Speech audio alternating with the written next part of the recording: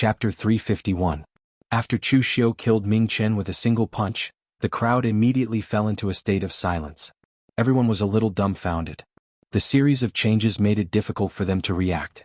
They were already shocked when their seventh uncle launched a sneak attack. They did not expect the Xiahou clan, one of the 9 great families, to do something like a sneak attack. Moreover, it was their seventh uncle, a warrior at the Unity of Heaven and Man realm, who ambushed a junior like Chu Xiu. However, before they could recover from their shock, another young powerhouse appeared.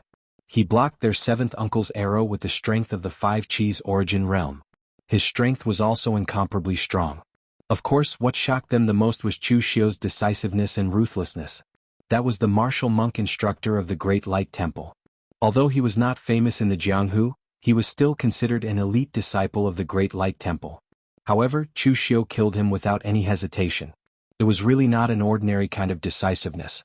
Chu Xiu turned his head and cupped his hands at Lu Fengxian. He smiled and said, "Brother Lu, long time no see." Lu Fengxian also revealed a hint of a smile at the corner of her mouth. She said, "Brother Chu, since we parted ways in the northern Yen, your life has been very interesting. Although we haven't seen each other for a long time, the Jianghu is full of legends about you." Chu Xiu then greeted Xie Xiaolu and Mo Tianlin and asked, "You two also heard the news and came here?" Xie Xiaolu took out the 9 dragon coins that represented the 9-branch hall and casually played with them as if he did not care. He said, "After I returned to West Chu, I happened to meet Brother Lu, so I brought him to find Mo Tianlin. He had just stepped into the 3-flower realm and was also released by the Mo family.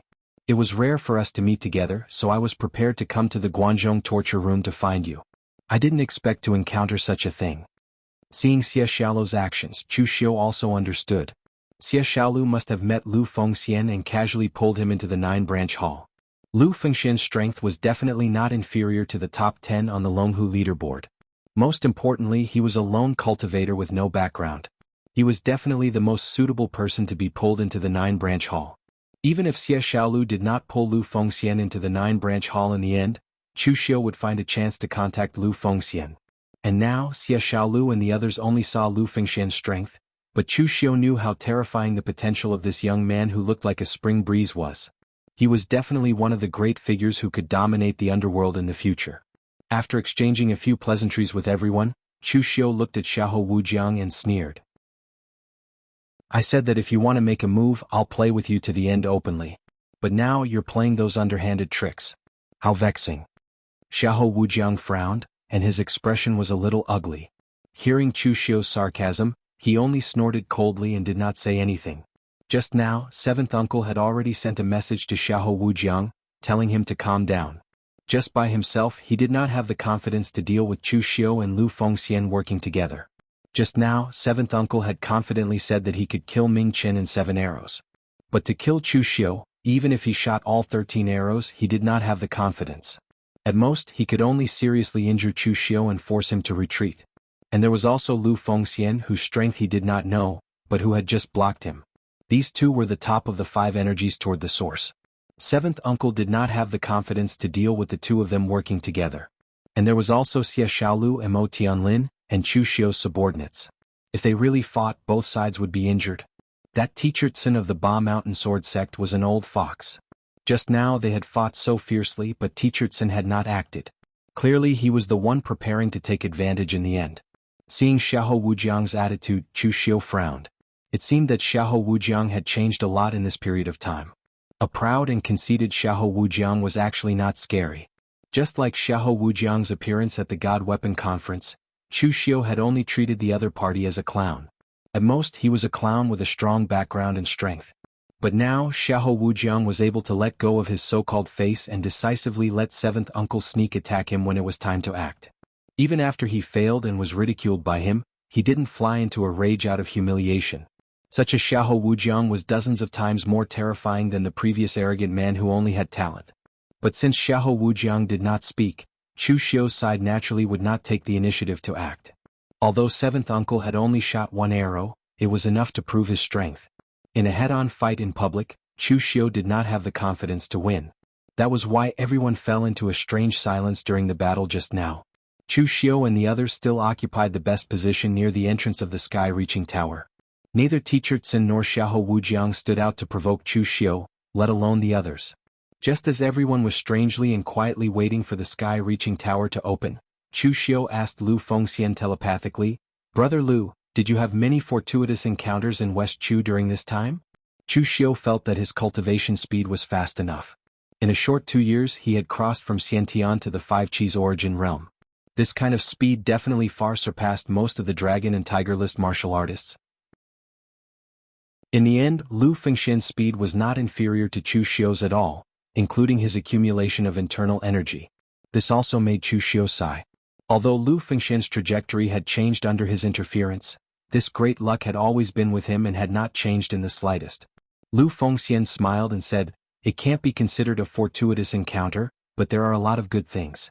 Moreover, the World Alliance's Alliance Master Qin is very good to me. I only helped the World Alliance with a few small things, and Alliance Master Qin gave me a lot of things." On the side, Xie Xiao Lu bitterly smiled and said, "Brother Lu, my master sincerely invited you to join the World Alliance. If you can become a disciple of the World Alliance, Master will give you even more things. Even if Master makes you the successor of the World Alliance, I will still be convinced." The World Alliance's Qin Qingdi was very fond of Lu Fengxian. This was something that Xie Xiao Lu had told Chu Xiu before. It was a pity that Lu Fengxian had rejected Qin Qingdi's good intentions. Right now, Lu Fengxian still shook his head and said, "I'm a person who is used to being free and undisciplined. I can't be controlled by a sect or an aristocratic family. I can only disappoint Alliance Master Chen's good intentions. However, if you need my help, don't hesitate to ask. Brother Chu's 9-branch hall is very good. If you need anything, just ask. As long as I, Lu Fengxian, can help, I will absolutely not refuse." Lu Fengxian's personality was like this. People in the Jianghu only sought fame and fortune, but Lu Fengxian wanted to be free and unfettered. In his heart there was no good or evil, only what he believed to be right and wrong. If he believed that a person deserved to be killed, even if that person was recognized as a chivalrous person in the Jianghu, or a virtuous Buddhist grandmaster, he would still dare to kill them. And if he believed that you were a friend, even if Chu Xiu became the public enemy of the Jianghu in the future and was spurned by thousands of people, Lu Fengxian would still treat him as a friend. Everything was idealistic. This was easy to say, but it was not easy to do. Perhaps it was because of this state of mind that Lu Fengxian's cultivation speed was so fast that even Chu Xiu was amazed. Chu Xiu turned around and chatted with Xie Xiao Lu and Mo Tianlin for a while. The experiences of these two during this time were very simple. Xie Xiao Lu's strength was about to break through to the Three-Flower Realm. After the God Weapon Conference, he took a big trip around Eastern Qi and successfully broke through to the Three-Flower Realm. Although Mo Tianlin was grounded by the Mo family after the God Weapon Conference, he did not embarrass the Mo family. Therefore he was rewarded with a lot of cultivation resources and successfully broke through to the Three-Flower Realm.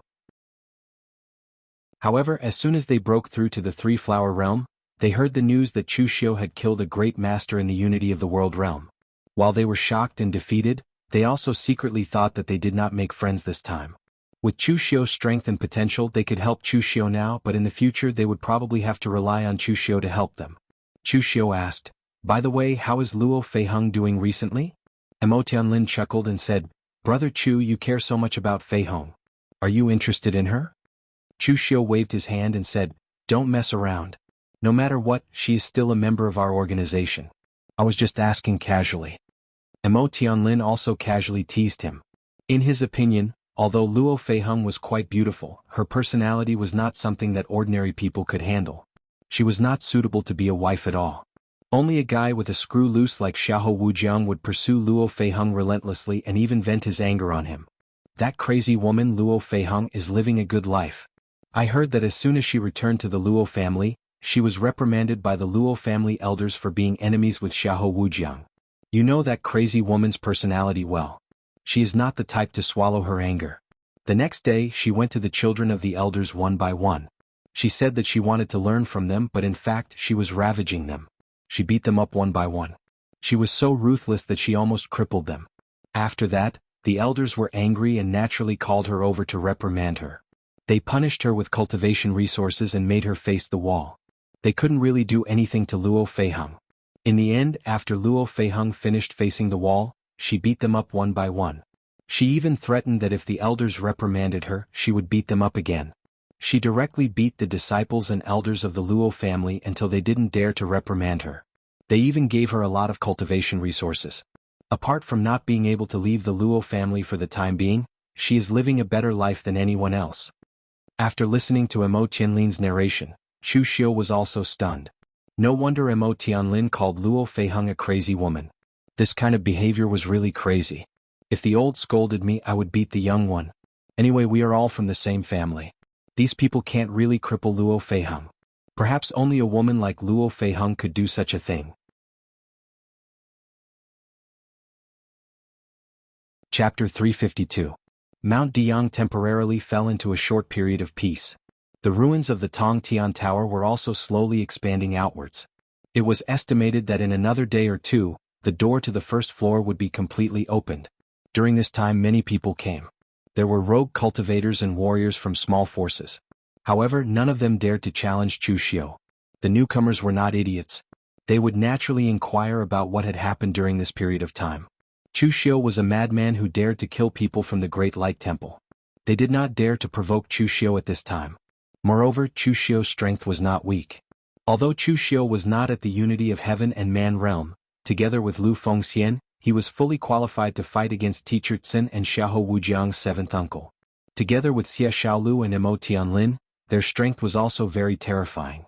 Apart from these small characters, there were no important figures during this time. However, on the last day when the Tongtian Tower was about to emerge from the ground, several women came. There were 5 of them. They were all dressed in white, had beautiful looks and carried thin swords in their hands. Especially the woman in the lead. She had a beautiful appearance and a graceful figure. Every detail of her face seemed to have been sculpted to perfection. She was like a fairy from the heavenly palace. It was a kind of untouchable and inviolable beauty. The moment they saw this woman, almost everyone present was stunned. Even Chu Xiu was the same. There were countless beauties in the Jianghu. Chu Xiu had seen many beauties, but there were only a few who could stand shoulder to shoulder with the woman in front of him. Mei Qinglian was one of them. However, Mei Qinglian's beauty was the kind of cold with a charm. It was as if there was a tempting feeling of ice and fire. It gave people a kind of soul-stealing beauty. On the other hand, Luo Feiheng couldn't even be compared to this woman. What attracted people to Luo Feiheng was the heroic spirit that she exuded, giving people a different feeling. However, in terms of facial features, both Mei Qinglian and Luo Feiheng were inferior to this woman. Facing a beauty of this level, Chu Xiu's eyes only lingered on her face for a few breaths of time before he looked down. Of course, he wasn't looking at some indescribable place but at their swords. The thin sword was only as wide as a thumb. It didn't look like a long sword but more like a bamboo pole. Chu Xiu was very familiar with this kind of sword. It had almost taken Chu Xiu's life. This slender sword was the Yu Maiden sword of the Yu Maiden Palace. There was only one such sword in the Jianghu. However, the Yu Maiden Palace was located in Wuyue land, which was quite far from here. How did they get here? Did they also pass by accident? Just as Chu Xiu was deep in thought, the surrounding cultivators seemed to have reacted. Their eyes were filled with admiration and fascination as they discussed and pointed at Chu Xiu. Chu Xiu secretly transmitted his voice to Mo Tianlin. Do you know these martial artists from the Yu Maiden Palace? Mo Tianlin's eyes widened. He looked at Chu Xiu with disbelief and said in surprise, You don't know? One of the 4 great beauties of Wulin, the senior apprentice sister of the Yu Maiden Palace, the famous cloud sword fairy Yan Fian. You don't know? Chu Xiu asked in reply, Do I need to know? Xie Xiaolu said lightly, If Brother Chu was like you who likes to pay attention to these Jianghu gossips every day, he wouldn't be able to cultivate to his current level. Mo Tianlin waved the fan in his hand and snorted coldly, You don't care about these things and your cultivation isn't much higher than mine. After exchanging a few words with Xie Xiaolu out of habit, Mo Tianlin introduced Yan Fian to Chu Xiu in detail. The so-called 4 great beauties of Jianghu was just a list made up by some busybodies. It couldn't be counted, but it could also indirectly prove Yan Fian's beauty. Of course, Yan Fian didn't rely on her appearance to become famous in Jianghu. This generation of the Yu Maiden Palace's strength in Jianghu wasn't too strong. It was in a period of decline, but Yan Fian outshone the others in the Yu Maiden Palace. Even her fame in Jianghu was very great. Of course, it was because of her strength, not her appearance. Right now, Yan Fian had the strength of the 5 Qis origin realm, and was even ranked 8th on the Dragon Tiger leaderboard. She definitely belonged to the top of Jianghu. But at this time, Mo Tianlin transmitted his voice in a low voice. Brother Chu, although this Yan Fian's looks can be said to be peerless, I also advise you to not have any ideas about her. The disciples of the Yu Maiden Palace only have the sword in their lives. It is absolutely impossible for them to marry a man. The disciples of the Yu Maiden Palace who dared to violate the precepts over the years are very miserable, and the men who are related to them are even more miserable. Moreover, this group of women have become somewhat muddle-headed from practicing the sword. There's no reason to reason with women, and there's even less reason with a group of crazy women who practice the sword. Before Chu Xiu could say anything, Lu Fengxian at the side said in astonishment, "Matters of love are human nature. What the Yu Maiden Palace is doing is simply destroying human desire.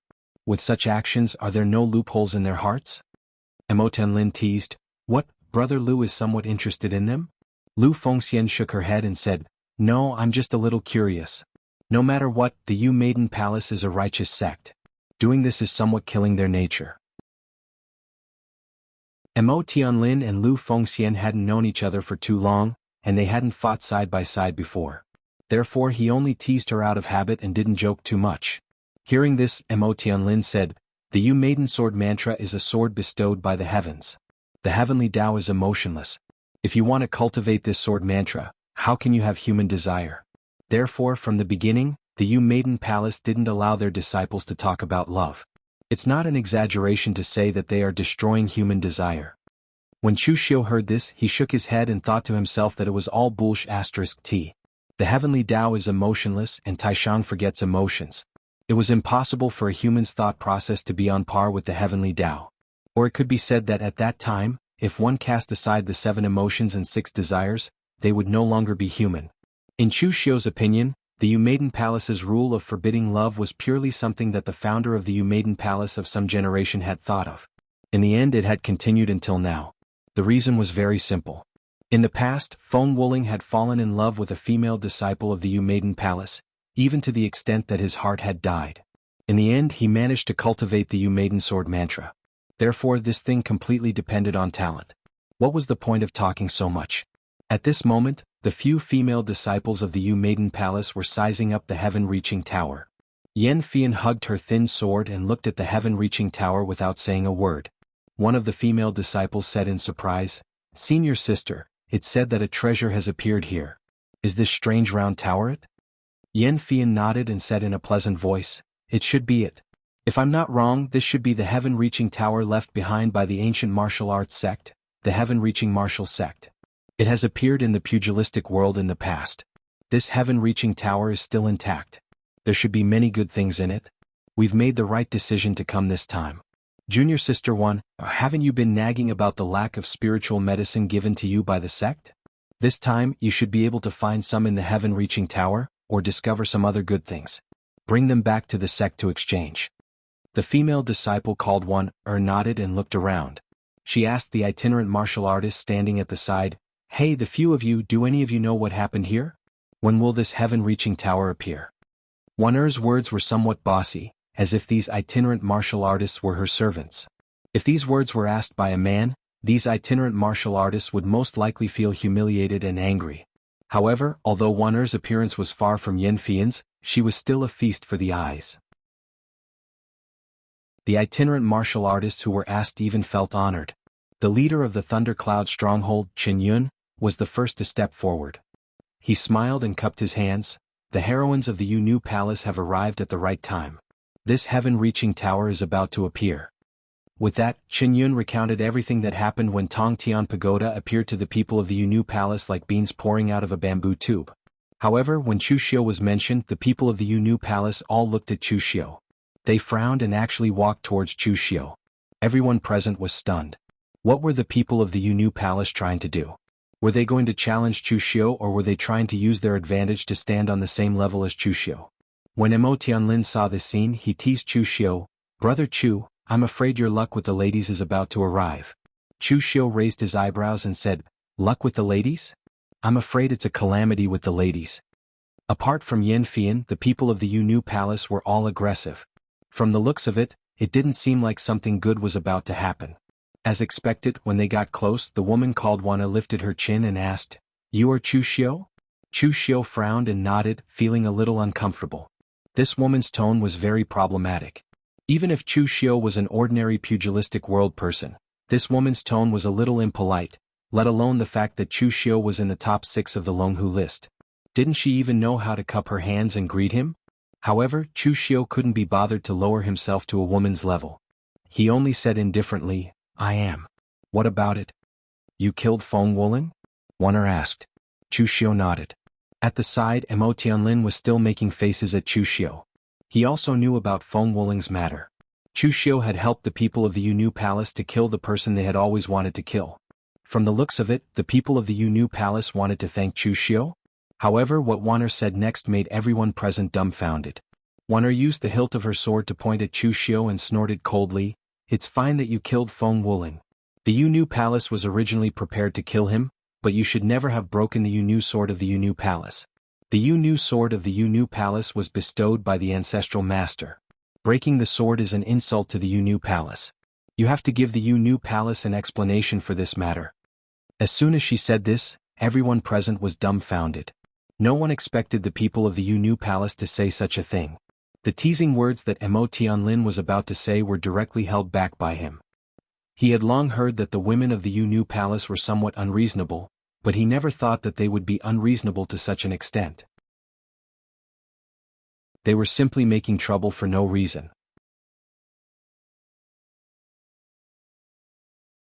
Chapter 353.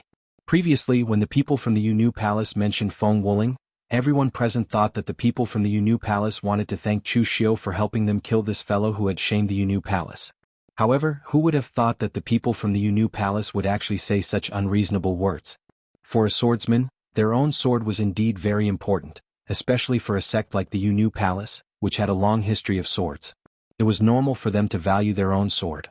However, the problem was that if the sword Chu Xiu broke was in the hands of a warrior from the Yunnu Palace, the other party could still demand an explanation. However, the sword that Chu Xiu broke was with Feng Wuling. Would Chu Xiu still have to worry about the Yunnu Palace's sword and be careful not to hurt it at such a critical moment? Chu Xiu immediately sneered and said, "I don't like to reason with people, and I don't want to reason with women like you who don't know what's going on. You don't have the ability to kill Feng Wuling, so I killed him for you.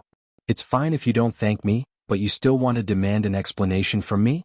This is simply the biggest joke in the world." Hearing what Chu Xiu said, Wan'er's face immediately revealed a hint of anger. She was just about to say something when she saw Chu Xiu say expressionlessly, "I rarely attack women, but the condition is that you don't provoke me. It seems like it's not your first day in the underworld. You should know some rules. It's very impolite for a person holding a sword to point the hilt at someone else. Since your master didn't teach you these underworld etiquettes and hierarchy, I'll teach you." As soon as he finished speaking, Chu Xiu took a step forward and reached out to grab Wan'er. No one present had expected Chu Xiu to attack without any warning. Furthermore, his target was the women from the Yunnu Palace. They were all stunned and only reacted after a while. Wan'er's strength was not strong. She was only in the inner gang realm. She did not react until Chu Xiu made his move. Yan Fian's expression suddenly changed. The Yu Maiden sword, which was glowing with a faint blue light, suddenly appeared in her hand. She stabbed out with the sword like a wisp of smoke. The seemingly simple sword force had already arrived in front of Chu Xiu in the blink of an eye. Chu Xiu's figure moved, and his hand formed the wisdom fist seal without a change in expression. In an instant, the area within a radius of 100 feet became his Gangqi domain. Because the distance between the two sides was too close, under Chu Xiu's wisdom fist seal, all of the Yunnu Palace disciples were enveloped within the range of the wisdom fist seal's aura domain. Apart from Yan Fian who could still move, everyone else was confined. Under the wisdom fist seal, one could easily defeat a country. For an ancient martial art practitioner like Chu Xiu who was good at close combat, it was simply a nightmare to let him get close to her. Even though Yan Fian's strength was not weak, she could not do anything to Chu Xiu. Chu Xiu's left hand grabbed towards Wan'er, and his right hand formed the great Vajra wheel seal to block the sword, pushing it away. However, Yan Fian's sword force suddenly changed, and a strange dim light bloomed on the tip of the sword. It was as if it could pierce through the heaven and earth, and it stabbed towards Chu Xiu. The Yu Maiden Sword Codex's sword technique was naturally formed. Yan Fian's understanding of the Yu Maiden Sword Codex was not inferior to Feng Wuling. This sword already carried some of the might of heaven and earth, and it was not brought about by her realm, but by her cultivation in the Yu Maiden Sword Codex. However, at such a close range, Yan Fian's sword technique had no room to be used at all. Chu Xiu held his saber in a reverse grip, and slashed out with a torrential demonic aura, once again blocking Yan Fian's sword. At this moment, his left hand was already about to grab one. Screamed and instinctively stabbed out with the Yu Maiden sword in her hand. However, a trace of golden light bloomed in Chu Xiu's hand. It was still the Great Vajra seal. However, this time, Chu Xiu's Great Vajra seal did not directly strike down. Instead, he grabbed the Yu Maiden sword in Wan'er's hand and crushed it. Although the Yu Maiden sword of the Yu Maiden Palace was the same, there was a huge difference. The Yu Maiden sword in everyone's hands was of a different level, and the effects were also different. For example, the Yu Maiden sword in Wan'er's hand was only a 4th transformation elementary precious weapon. Of course, it could not stop Chu Xiu's Great Vajra seal. Retreating, Chu Xiu said indifferently, "Previously you said that crushing Feng Wuling's Yu Maiden sword was an insult to your Yu Maiden Palace? Then you are wrong. Right now, I am the one who is insulting your Yu Maiden Palace." The few female disciples of the Yu Maiden Palace had darkened expressions. Wan'er, who had her sword crushed by Chu Xiu, was so angry that her eyes turned red. The only one who could still maintain her composure was Yan Fian. She frowned and said, "Official Chu Wan'er did use some inappropriate words just now, but you didn't have to be so ruthless and crush her sword, right? You are an expert ranked 6th on the Dragon and Tiger leaderboard. Wan'er is just a little girl who has just stepped into the pugilistic world and doesn't know the rules. Aren't you afraid of being ridiculed by the people of the pugilistic world for bullying her like this?" Chu Xiu squinted his eyes and looked at Yan Fian. Of course, his gaze was not lecherous. Instead, it was sizing her up. This woman was not a simple character. That Wan'er didn't know the rules of the pugilistic world. How could she, a young elite ranked in the top 10 of the Dragon and Tiger leaderboard, not know? In the end, she did not stop Wan'er just now. But now she spoke of Chu Xiu as if he was a shameless person who bullied a weak woman. Xiahou Wujiang laughed coldly from behind and said, "Miss Yan, you are wrong. This Chu Xiu is not someone who has tender and protective feelings for the fairer sex. He has already been scolded by the people of the pugilistic world countless times, but he still has the nerve to continue mingling in the pugilistic world. He is not worried about his reputation." Chu Xiu cast a glance at Xiahou Wujiang and said coldly, "Xiahou Wujiang, this has nothing to do with you. If you are not convinced and want to fight before the Tower of Babel opens, I will also accompany you to the end." Seeing Xiahou Wujiang laugh coldly and not say anything, Chu Xiu turned his gaze to Yan Fian and said expressionlessly, "I am not used to reasoning with people, and I am even less used to reasoning with women. I did not want to provoke the Yu Palace, but if you insist on finding trouble with me because of some inexplicable matter, then fine, I will also accept it." What Chu Xiu said was the truth. Although his ability to cause trouble was a little strong, the premise was that he would be able to obtain benefits after causing trouble. He had no enmity with this group of women from the Yu Palace, but they came to find trouble with him because of some inexplicable reason. Fine then, Chu Xiu could only accept it. Under normal circumstances, Chu Xiu would not hit women, but the premise was that they did not provoke him too much. Lu Fengxian stood up, cupped her hands and said in a deep voice, "Miss, what you said is a little too much. Last time when Brother Chu fought with that Feng Wuling, he was at the 3-flower realm of acupoint against unity of heaven and man. Every step was filled with killing intent. Not to mention the broken sword, Brother Chu was lucky to be able to survive. Why would he care about the sword?" Yan Fian glanced at Lu Fengxian but did not say anything. She did not know Lu Fengxian. Previously, when Qin Yun mentioned Lu Fengxian, he only said that he was Chu Xiu's reinforcements. He did not go into detail about how Lu Fengxian cut down the 7th uncle's arrow with a halberd. Therefore, Yan Fian subconsciously thought that Lu Fengxian was just a nobody. At this time, Mo Tianlin also stood up and said, "Miss Yan, the stubborn rules of the Yu Palace need to be changed. If the sword was in the hands of the people from the Yu Palace, it would indeed be an insult to the Yu Palace if Chu Xiu broke it. However, the sword was in the hands of that Feng Wuling. What you are doing is a bit unreasonable." Xie Xiaolu was a man of few words. He just stood beside Mo Tianlin and said indifferently, "You also need to be reasonable in the martial world. Of course, some powers have the right to be unreasonable, but it is clear that the Yu Palace does not have that right now." Mo Tianlin and Xie Xiaolu were backed by the Mo family of Shangyang, one of the 9 great families, and the other by the World Alliance of West Chu. Neither of them were to be trifled with. Their weight was not something that Lu Fengxian could compare with. Yan Fian was silent for a while, then said, "What you said makes sense. However, just now, Official Chu broke Wan'er's sword in front of so many people. The Yu Palace will remember this matter. If there is a chance in the future, we will definitely find official Chu for advice. After saying that, Yan Fian retreated with her people. One shouted unwillingly, "Senior sister." Yan Fian frowned and said, "One don't mess around." Among these Yu Palace disciples, Yan Fian's prestige was still very high. Once she spoke, even if Wan was unwilling, she could only pout and leave. After they left, Chu Xiu frowned and asked Emo Tianlin, "Why are the people of the Yu Palace all like this? Do these women really think they are the leaders of the 5 great sword sects?"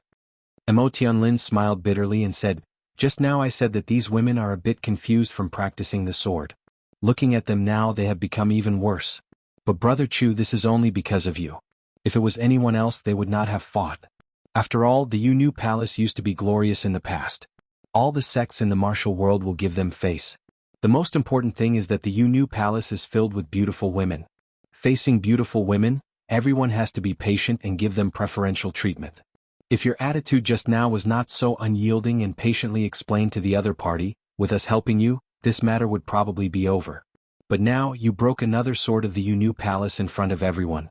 I'm afraid this matter will not end so well."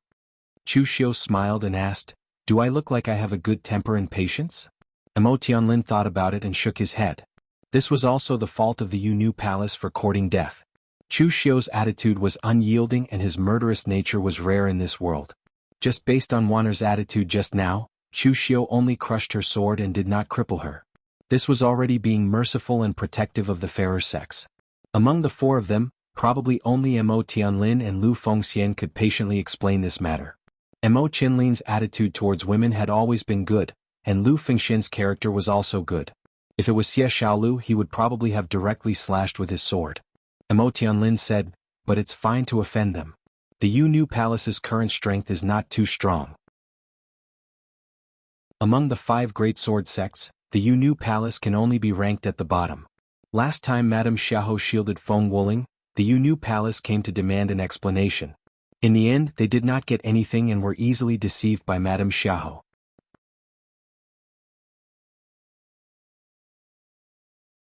Chapter 354.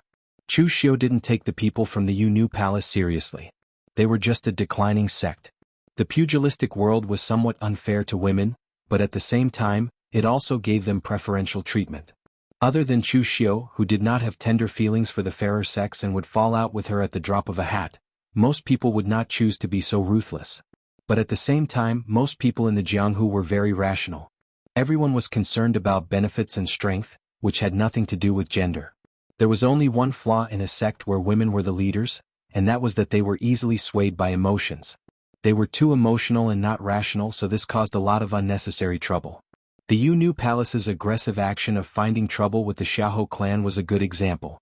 As one of the top 9 aristocratic families, the Xiahou clan's strength was several times or even more than 10 times that of the Yu Palace. With the Yu Palace's current strength, they would be asking for humiliation if they aggressively asked for an explanation from the Xiahou clan. They wouldn't get anything. In the end, that was indeed the case. The people from the Yu Palace were deceived by the Xiahou clan with just a few words. They returned empty-handed and lost their reputation for no reason. If it were any other faction, they would have dealt with this situation in a low-profile manner. They had to make a big fuss and in the end they lost face. Chu Xiu was now backed by the Guanzhong torture room. Although Guan Xiu, the hall master, hadn't fought in the Jianghu for a long time, her strength wasn't just for show. Moreover, the Guanzhong torture room's strength wasn't limited to what it showed on the surface. The true elite combat power of the Guanzhong torture room was in the criminal division. These people knew nothing about tracing traces and investigating cases. They were only good at killing. All these years, the Guanzhong torture room had been able to survive in the cracks. It wasn't enough to rely on Guan Xiu alone. More importantly, the Guanzhong torture room had the strength that wasn't inferior to the top sections. At this moment, the white light emitted by the Tower of Babel became denser and denser. It was almost about to open. Chu Xiu whispered to Emo Tianlin and the others, "Be careful after we enter the Tong Tian Tower. There might be something waiting for us inside." Emo Tianlin said in surprise, "Shouldn't we be most careful of Xiahou Wujiang's group later? There are living creatures in Tong Tian Tower?" Chu Xiu said, "That's hard to say. In ancient times, those guys from the Tong Tian martial sect would study anything and dared to study anything. They dared to cultivate the martial arts of the Taoist, Buddhist, and devil sects at the same time. Moreover, there were all kinds of hidden weapons, formations, alchemy, and the like. In any case, as long as it was something that existed in the Jianghu, they would study it. They even dared to raise some evil and ferocious beasts that they caught from the wild mountains. Some of these things were already extinct, but it was unknown if there were any left in Tongtian Tower. At present, this Tongtian Tower itself is an existence that combines the Tao of array and the Tao of refining to the peak. Even if there is no one in it, the formation is still operating automatically, and some living creatures in it can go dormant. Moreover, we are foreign enemies at the moment. For the formation of Tongtian Tower itself, as long as we enter it, we will be directly judged as intruders. At that time, it is unknown what we will encounter. Chu Xiu didn't know some of the details of the original plot, but it was clear that there were still some dangers in this well-preserved Tongtian Tower. Now Chu Xiu also gave them a reminder first. At this moment, the light above Tongtian Tower bloomed to the extreme. The originally closed door slowly opened. Chu Xiu and the others occupied the best position and directly entered. As soon as Xiahou Wujiang and others saw Chu Xiu's action, they also hurriedly entered. As soon as he stepped into Tongtian Tower, Chu Xiu felt dizzy, and there was a vast expanse of whiteness in front of him. At this time, he had been shrouded in a thick fog, and he could hardly see anything more than 10 feet away with his naked eye. There was no movement. It seemed that after entering Tongtian Tower, the formation's random teleportation had been activated, and there should be no one around Chu Xiu. Of course, for warriors, sometimes the naked eye was not so important. The perception of warriors was even more sensitive than the naked eye. But in this Tongtian Tower, under the suppression of the formation, Chu Xiu's perception was also suppressed, and the range was even less than that of the naked eye, only about 10 feet. Taking out a formation plate, the original white jade-like formation plate had 5 different colored light spots, representing 5 different directions. This was the 5 elements formation that Chu Xiu had buried on Mount Diang before. At this time, in the fog, the naked eye and perception were suppressed to the extreme. It was easy to get lost and go around in circles without a clear direction. Moreover, although this 5 elements array formation was outside of Sky Split Tower, as long as someone was in that position, they would still be able to detect some movement. This would also make it convenient for Chu Xiu to meet up with LV Fengxian and the others. In the fog, Chu Xiu did not know which direction the good things in Tongtian Tower were, so he kept walking in one direction. Although Tongtian Tower looked very big from the outside, it was definitely not as spacious as the inside, which was like a small city. The entire interior of Tongtian Tower had been enveloped by the space formation, so even Chu Xiu did not know how big it was. After walking for about a quarter of an hour, Chu Xiu suddenly stopped and looked at the ground. There was a broken hand on the ground, and a large amount of blood was scattered on the ground. Looking at the edge of the broken hand, Chu Xiu could not help but raise his eyebrows. The broken hand was not cut off but was bitten off by something. Chu Xiu had been in the Guanzhong torture hall for such a long time. Although he had not studied things like traces and judging cases, he could be said to have been influenced by what he had seen and heard. He could still see these things. It seemed that there were still living things in Tongtian Tower. He did not know what messy things the Tongtian martial sect had locked up in Tongtian Tower in ancient times. At this moment there was suddenly a fishy wind behind Chu Xiu. It was extremely sudden, and there was not the slightest sign in advance. Chu Xiu turned back to look, and a ferocious beast head full of sharp teeth was less than a foot away from his head, but Chu Xiu did not notice it at all. However, Chu Xiu's eyes did not have the slightest hint of panic. The heavenly demon dance in his hand slashed out a black ray of light, and the beast's head directly fell to the ground. Crimson blood splattered everywhere, and the 3-meter-tall body crashed to the ground. Chu Xiu looked at the corpse on the ground and could not help but frown. He muttered, "What is the Tongtian martial sect researching? What is this thing?" The giant beast that Chu Xiu had killed did not look like any living creature he knew. Its head looked like a bear but not a bear. 4 canine teeth were exposed, and its body was as strong as a lion or tiger. The strangest thing was that this thing had 6 legs and looked similar to those fierce beasts in the legends. Humans were the spirits of all living creatures. They could sense the heaven and earth and cultivate martial arts. Legends said that they could even shatter the void and achieve immortality.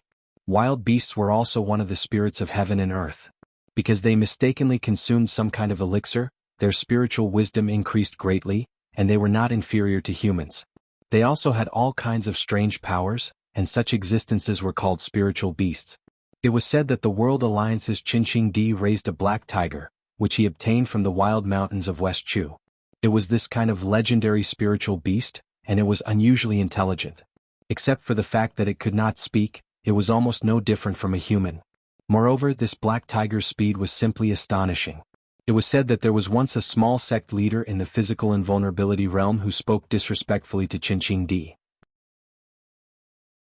In the end, everyone only saw a black shadow flash by, and that person's head had already disappeared. However, that black tiger did not seem to move, and was still lying lazily at the feet of Qinqing Di, but it was playing with a human head in its claws. This kind of spiritual beast could only be encountered and not sought. It was even said that in the ancient times, some martial artists specially developed martial arts suitable for spiritual beasts to increase their strength. If the existence of spiritual beasts was said to be an accident, and their original bodies were just ordinary wild beasts, then the fierce beasts were the terrifying existences left behind from the ancient times.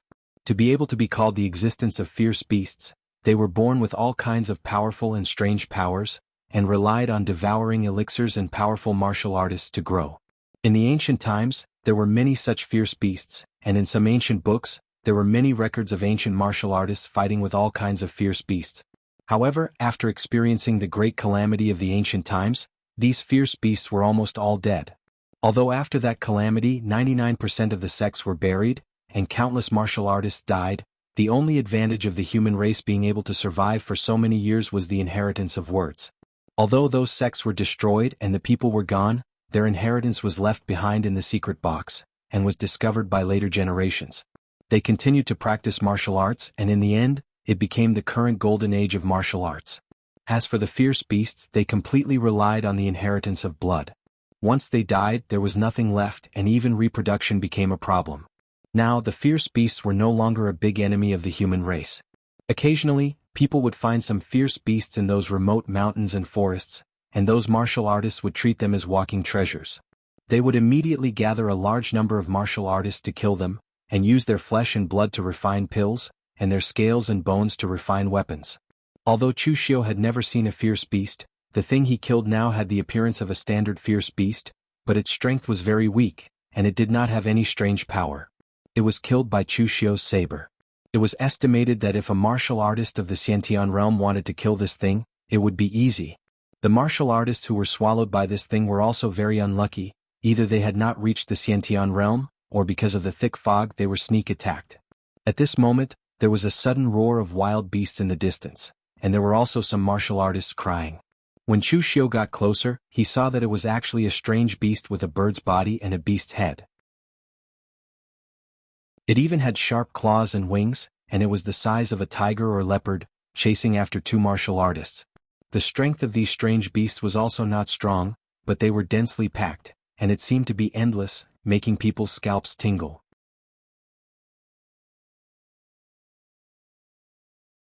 Chapter 355. The two people who were being chased by a group of exotic beasts were lone cultivators. Their strength had just reached the innate realm. These strange exotic beasts were actually very weak. In Chu Xiu's opinion, they were not even comparable to ordinary lions and tigers. However, the problem was that there were too many of them. They were densely packed together, making one's scalp tingle. There was no end to them no matter how many they killed. Only when a martial artist reached the martial Dao Grandmaster realm and condensed the martial Dao true core could they convert the power of heaven and earth into their own strength at will. Only then could they truly be unafraid of taking turns to fight. They could ignore numbers and fight an army of 10,000 alone. Just like when Chu Xiu fought a group of people alone, he actually only killed them until they were terrified. If those martial artists really wanted to kill Chu Xiu, and none of them were afraid of death, Chu Xiu would have died several times over. Humans were afraid of death, but obviously these exotic beasts were not. Even though the two lone cultivators killed as they ran, the exotic beasts seemed to have been starved for tens of thousands of years. They all chased after them with bloodshot eyes. At this moment, the two lone cultivators also saw Chu Xiu. Their eyes suddenly lit up, and they immediately ran in Chu Xiu's direction. When they ran to Chu Xiu, the exotic beasts had also chased after them. The two then shouted, "Official Chu, save us." An elusive smile suddenly appeared on Chu Xiu's face. "Actually, I'm a person who occasionally shows mercy. If you beg me sincerely, I can save you." One of them heard Chu Xiu say that he would save them, and his eyes lit up. However, the other felt that there was something wrong with Chu Xiu's tone and immediately took a step back. At this point, Chu Xiu's face suddenly darkened and he said coldly, "But what I hate the most is when people play these tricks in front of me. Remember, in your next life, play as many tricks as you have the strength. Playing such tricks in front of people who are much stronger than you is pathetic and ridiculous." As soon as he finished speaking, Chu Xiu directly blasted out with his palm. The powerful palm force directly blasted the two people into the herd of beasts. Even the person who wanted to retreat before was not spared. A terrifying chewing sound suddenly came from the herd of beasts. Almost in the blink of an eye, the two innate realm experts were directly bitten into a cloud of blood mist. The expression on Chu Xiu's face did not change at all. These two people were courting death. They really thought that Chu Xiu could not see through their little tricks. They actually led the beast herd to his side before asking for help. Obviously, they planned to let an expert like Chu Xiu help them resist. Actually, even if they didn't do this, Chu Xiu would also investigate in the direction of the beast herd to see what was going on and why there were so many beasts there. It would be fine if he could save them while he was at it. At this moment, after the countless beasts swallowed the two innate realm experts, the ferocious aura became thicker, and they all surged towards Chu Xiu. It wasn't too difficult to deal with a beast herd of this level. As long as one stepped into the physical invulnerability realm, a martial artist who could externalize their aura would be able to cause great damage to them. Chu Xiu formed the outer lion seal with his hand. As his fingers tapped on the seal, a loud sound rang out, but it was like a thunderclap. Within a radius of several zhang, all the exotic beasts bled from their 7 orifices and died on the spot. In the past, Chu Xiu's opponents were too strong. Hence, the outer lion seal was used by Chu Xiu as a support-type martial technique, disrupting his opponents at crucial moments. However, to these powerless exotic beasts, it didn't take much effort to kill them. As Chu Xiu walked over, the ground was practically covered with the corpses of those exotic beasts. They were densely packed together, creating a spectacular sight. At this moment, the silhouette of a palace finally appeared in front of him. There seemed to be quite a few people standing there. When the exotic beasts behind Chu Xiu saw the palace, they seemed to feel a sense of fear towards it. Even when Chu Xiu slaughtered them along the way, they didn't feel any fear. However, when they saw the palace, they immediately hid their claws and teeth and left with their tails between their legs. At this moment, the martial artists in front of the palace were also dumbfounded when they saw Chu Xiu. Seeing Chu Xiu's arrival, they naturally saw the corpses on the ground behind Chu Xiu. In fact, most of them had been chased here by the exotic beasts. It was just that they had a hard time escaping. How could they be as relaxed as Chu Xiu? They even suspected that if Chu Xiu was allowed to continue killing like this, would Chu Xiu kill all of these things? At this moment, there was someone familiar to Chu Xiu among the group. More accurately, it should be an enemy. It was Teachertsen of the Ba Mountain Sword sect. Seeing Chu Xiu's arrival, Teachertsen also snorted coldly. With Teachertsen's cultivation at the unity of heaven and man realm, it didn't take much effort for him to kill these exotic beasts. However, he had to use sword techniques to kill his way here. It wasn't as easy as Chu Xiu. Chu Xiu glanced at the palace in front of him. The main structure was still constructed from materials similar to Yu Baiyu. However, the entrance was a heavy bronze door. Previously, several martial artists had tried to open it, but none of them had been able to do so. Even when Teachertsen had tried, he had only managed to shake the door slightly and not completely open it. Everyone looked at Chu Xiu and Teacher Xian. If the two of them worked together, they should be able to completely open the door. However, there was a great enmity between the two of them. Chu Xiu had killed Teachertsen's disciple. Could the two of them work together? At this time, a middle-aged martial artist in his 40s with a simple and honest demeanor stepped forward and said with a smile, "Lord Chu, Eldertsen, the two of you are the strongest here, so it will be up to you to open this door. There are countless treasures in the sky-reaching tower. It is easy to resolve grudges. However, this treasure will only appear once.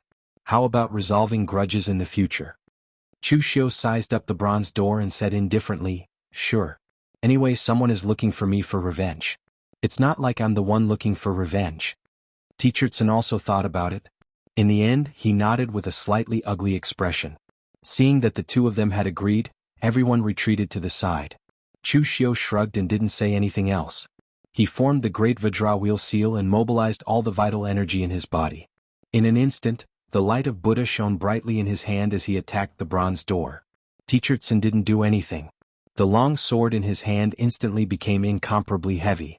It was as magnificent as the mountains and rivers. Once the sword aura appeared, it directly condensed into a thick sword aura that was more than 10 feet long.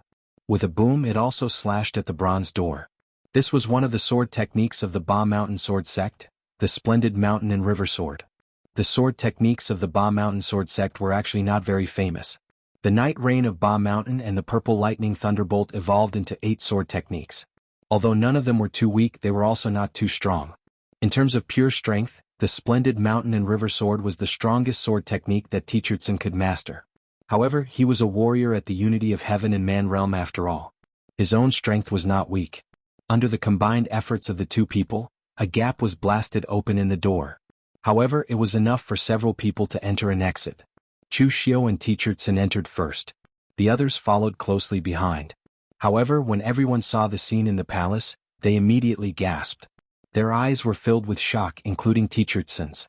Chu Xiu, after all, had transmigrated and could be considered as someone who had seen the world. After seeing the scene, he was only slightly stunned. He then murmured, "This sky-reaching martial sect really knows how to play." The things in the entire hall were extremely evil. It was like a slaughterhouse. There were broken limbs and remains of various ferocious beasts everywhere. Some had already decayed after tens of thousands of years and would shatter at the slightest touch. The bloodstains on the ground had even turned black. Of course, these were not the strangest things. The strangest thing was that there were many dead test subjects in the surrounding cages. They were all strangely shaped. Some had the head of a deer and the body of a bird. There were also 8-legged lizards that looked like spiders. Combined with the corpses of these ferocious beasts and these strangely shaped test subjects, Chu Xiu finally understood how these things had come about. The people of the sky-reaching martial sect had been conducting biochemical experiments here. However, at this moment, Teacherson said in a slightly excited tone, as expected of an ancient martial arts sect, "The sky-reaching martial sect's idea can be called genius. It is a pity that they did not succeed because of the great ancient calamity. Otherwise, they would have benefited the entire martial arts world." A warrior at the side muttered, "Creating these monsters can benefit the entire martial arts world? Other than scaring people, what's the use? They don't look delicious." Teacherson glared at the warrior and snorted coldly, "What do you know? The sky-reaching martial sect did this to mass-produce ferocious beasts. The blood of ferocious beasts can be used to refine pills, their scales can be used to refine weapons, and their bones can be used to set up arrays. It is not an exaggeration to say that their entire body is a treasure. However, ferocious beasts are hard to find and they are extremely powerful. It is not easy to kill them. It seems that the sky-reaching martial sect is preparing to transplant the blood of ferocious beasts into ordinary ferocious beasts, creating ferocious beasts out of thin air and providing an endless supply of ferocious beast materials for the martial arts world. However, it is a pity that the sky-reaching martial sect failed in the end. The monsters they created can survive, but their bodies did not retain the blood of ferocious beasts. They are just stronger and more ferocious than ordinary beasts." Chu Xiu also nodded. Teacherson was indeed worthy of being a teacher for many years. His analysis was clear and logical. The people from the sky-reaching martial sect were very innovative. However, in Chu Xiu's opinion, the possibility of success did not seem high. What they were doing was almost equivalent to creating things. It was already not easy to piece together those ferocious beasts into strange shapes and allow them to continue to survive, let alone turn ferocious beasts into ferocious beasts. The crowd continued to walk towards the depths of the hall. The center of the hall appeared in front of everyone, and it made everyone's eyes light up. There was a formation in the center of the hall. The light of the formation was a little dim, but it was still lit up. A giant heart that was 9 inches in size floated above the formation. Although its surface was already frozen, everyone could still feel the vitality within it.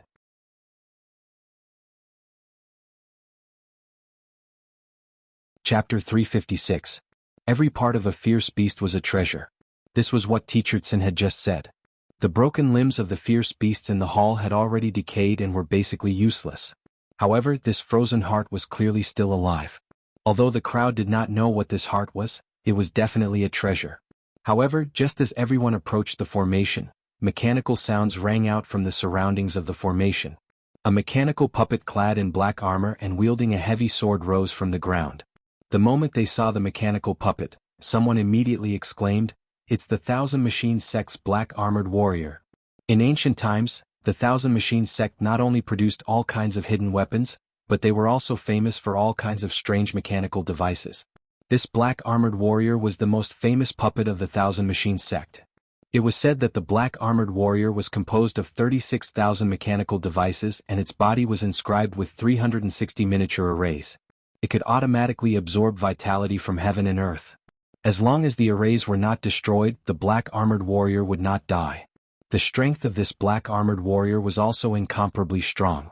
Its entire body was made of adamantine meteoric iron, which could withstand all attacks below the level of a divine weapon. The arrays inside could also withstand the internal energy of a unity of heaven and man realm expert. Unless a martial Dao grandmaster attacked, it would be very difficult for a unity of heaven and man realm expert to defeat it. The black armored warrior was very famous in the pugilistic world. In the past, the true martial sect, one of the three great Dao sects, had once excavated 8 black armored warriors from an ancient ruin. A martial Dao grandmaster had personally subdued them and changed the arrays inside, allowing them to guard the true martial sect's true martial hall. Now that this black armored warrior was guarding the place, it was almost impossible for anyone to obtain the heart. At this time, Chu Xiu suddenly transmitted his voice to Teacher Tsin. Elder Tsin, how about joining forces? If we don't get rid of this black armored warrior, no one will be able to obtain the fierce beast's heart. This thing is so big, after the matter is over we can split it in half. The corner of Teacher Tsin's mouth revealed a trace of a sneer. Chu Xiu, you killed my disciple and now you want to join forces with me? You are simply delusional. Chu Xiu sneered and said, Alright Elder Tsin, stop acting. It's true that you value Zhang Baitao, but you absolutely don't value him enough to risk your own interests for him. Back in Northern Yen, after I killed Zhang Baitao, I joined the Blue Dragon Society.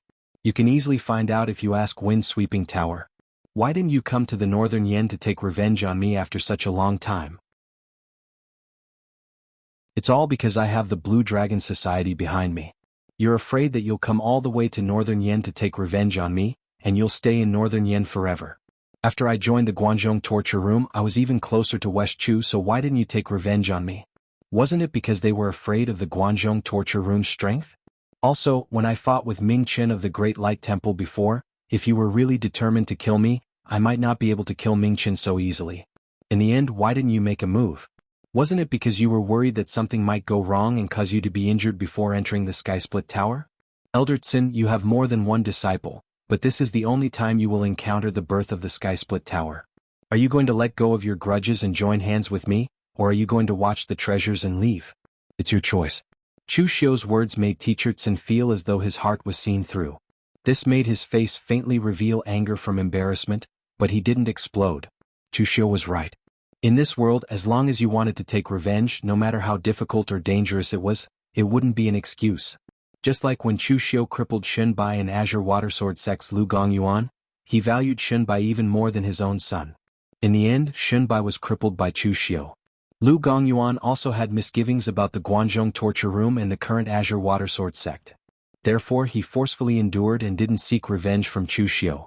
He didn't even seek an explanation from the Guanzhong torture room. Teacher Tsin did indeed like Zhang Baitao as a disciple, but it was far less than how Lu Gongyuan valued Shunbai. Just like what Chu Xiu said, he still had many disciples. He couldn't disregard everything and give up his own safety to seek revenge from Chu Xiu just for Zhang Baitao. After a moment of silence, Teacher Tsin transmitted a voice in a soft voice. With just the two of us, can we defeat this black armor warrior? This thing is very troublesome to deal with. Any slash from a divine weapon would be useless against it.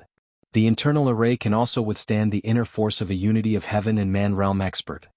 Teacher Tsin didn't agree to join forces, but his words were basically equivalent to agreement. However, Teacher Tsin didn't have much face and was embarrassed to say that he wanted to join forces with Chu Xiu.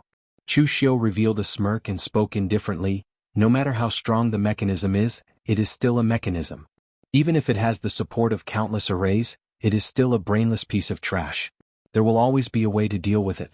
However, we have to clean up the others as well. We don't want a group of scoundrels to take advantage of us after we go through so much trouble to obtain the item. Teacher Tsin turned around to look at the rogue cultivators. At this moment, they were also staring at the frozen heart with greedy eyes. The black armor warrior wasn't easy to deal with. If they went through so much trouble to defeat the black armor warrior, it would indeed be a waste if the scoundrels took advantage of them. However, Teacher Tsin frowned and said, Are we just going to chase them away like this? But they haven't even tried to snatch it. After all, Teacher Tsun was a member of the Ba Mountain Sword sect and could be considered a veteran of the Jianghu who had been famous for a long time. With his status, he still wanted his reputation. He didn't want to do something that would attract too much criticism. Chu Xiu shrugged and said, Elder Tsun cares about his reputation, but I, Chu Xiu, already have a bad reputation in the Jianghu. I don't care about these things. Never mind, let me be the bad guy. As he spoke, Chu Xiu turned and walked towards those people. Previously, Chu Xiu and Teacher Tsun had been communicating using their internal energy. With their cultivation, the others naturally couldn't hear what they were saying. Seeing Chu Xiu walk over, these people were stunned. They were about to say something when they saw Chu Xiu point at the door and say, "Get out." Everyone was stunned. Immediately, someone said unhappily, "Official Chu, what do you mean by this? What right do you have to let us out?" Chu Xiu said coolly, "Don't you know what I mean? Don't think about things that you shouldn't think about, and don't take things that you shouldn't take. This thing is right here. Even if I don't snatch it, you won't be able to take it. Since that's the case, what is the point of you staying here?" Chu Xiu's words exposed the thoughts of these people. But with the treasure in front of them, there would always be people who would be blinded by profit. Someone laughed dryly and said, "Official Chu's words are a bit too much. We have never thought about snatching something from Official Chu's hands. Can't we just stand in this hall and look at some other things?" Chu Xiu shook his head and said, "I'm a person who rarely talks reason with others because I've always believed that fists and swords are more useful than reasoning. It's rare for me to reason with you, but in the end you don't listen. You can't blame me for this. It's not a good habit to not learn from your mistakes." Hearing Chu Xiu's words, the expressions of everyone present immediately changed. There were several cultivators from Eastern Qi who quietly stepped back and slipped out of the hall. These cultivators from Eastern Qi had heard of Chu Xiu's fierce reputation. If they wanted to snatch something from Chu Xiu's mouth, they would probably lose their lives before they could even touch it. As for the cultivators from Western Chu, most of what they knew about Chu Xiu came from hearsay. At this time, they were still clamoring that Chu Xiu's actions were too overbearing and that Tong Tian Tower didn't belong to him alone. Chu Xiu sneered and directly grabbed the cultivator who was clamoring the loudest. That cultivator's strength could not be considered weak, having a cultivation of the internal strength realm. But in the hands of an expert like Chu Xiu, he simply could not withstand a single blow. With a loud explosion, that cultivator's aura shield was directly crushed by Chu Xiu. His entire body was lifted up by Chu Xiu and thrown to the side of the black-armored soldier. The black-armored soldier had no intelligence and completely relied on the settings of the array to determine who was friend or foe. Someone entered its attack range. The black-armored soldier raised the heavy sword in its hand. It seemed heavy, but its figure was as fast as lightning. It directly cut that cultivator in half. The severed limbs and blood sprinkled on the black-armored soldier's body, looking somewhat evil. But the black-armored soldier still slowly walked back to its original position and continued to hold the heavy sword in its hand, looking at the crowd with its empty eyes. Chu Xiu turned back and smiled at the crowd. "Who's next?" Everyone present was stunned. Without even looking back, they directly turned and fled. With the previous example in mind, they no longer doubted Chu Xiu's courage to kill. Teacher Tsun took a deep look at Chu Xiu. Although Chu Xiu had killed his disciple, it was only today that he truly understood what kind of person Chu Xiu was. Many people in the pugilistic world cared about fame and fortune. Fame and fortune were ranked before the word fortune. Therefore, 99% of the people in the pugilistic world wanted fame. Whether it was a good reputation or a powerful reputation, they absolutely did not want a bad reputation. Even if some of the big sects in the pugilistic world wanted to kill and exterminate a sect, they would also want a good reason. Although it seemed hypocritical, this was the rule of the pugilistic world.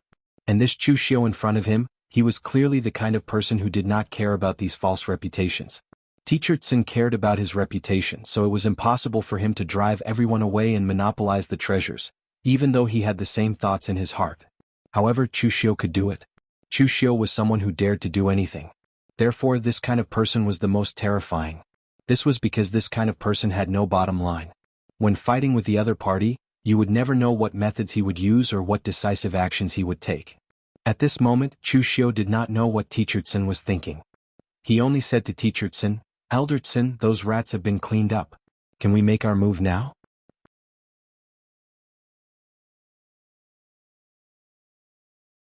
Chapter 357. The Black Armor Warriors were notoriously difficult to deal with.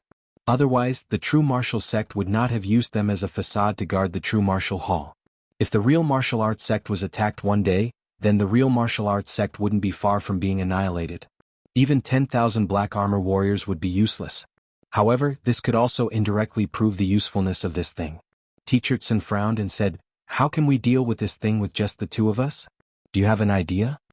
Chu Xiu gestured with the demonic dance in his hand and said, "No matter how strong the black armor warrior is, it is just an inanimate object. What controls it is nothing more than the various arrays in its body.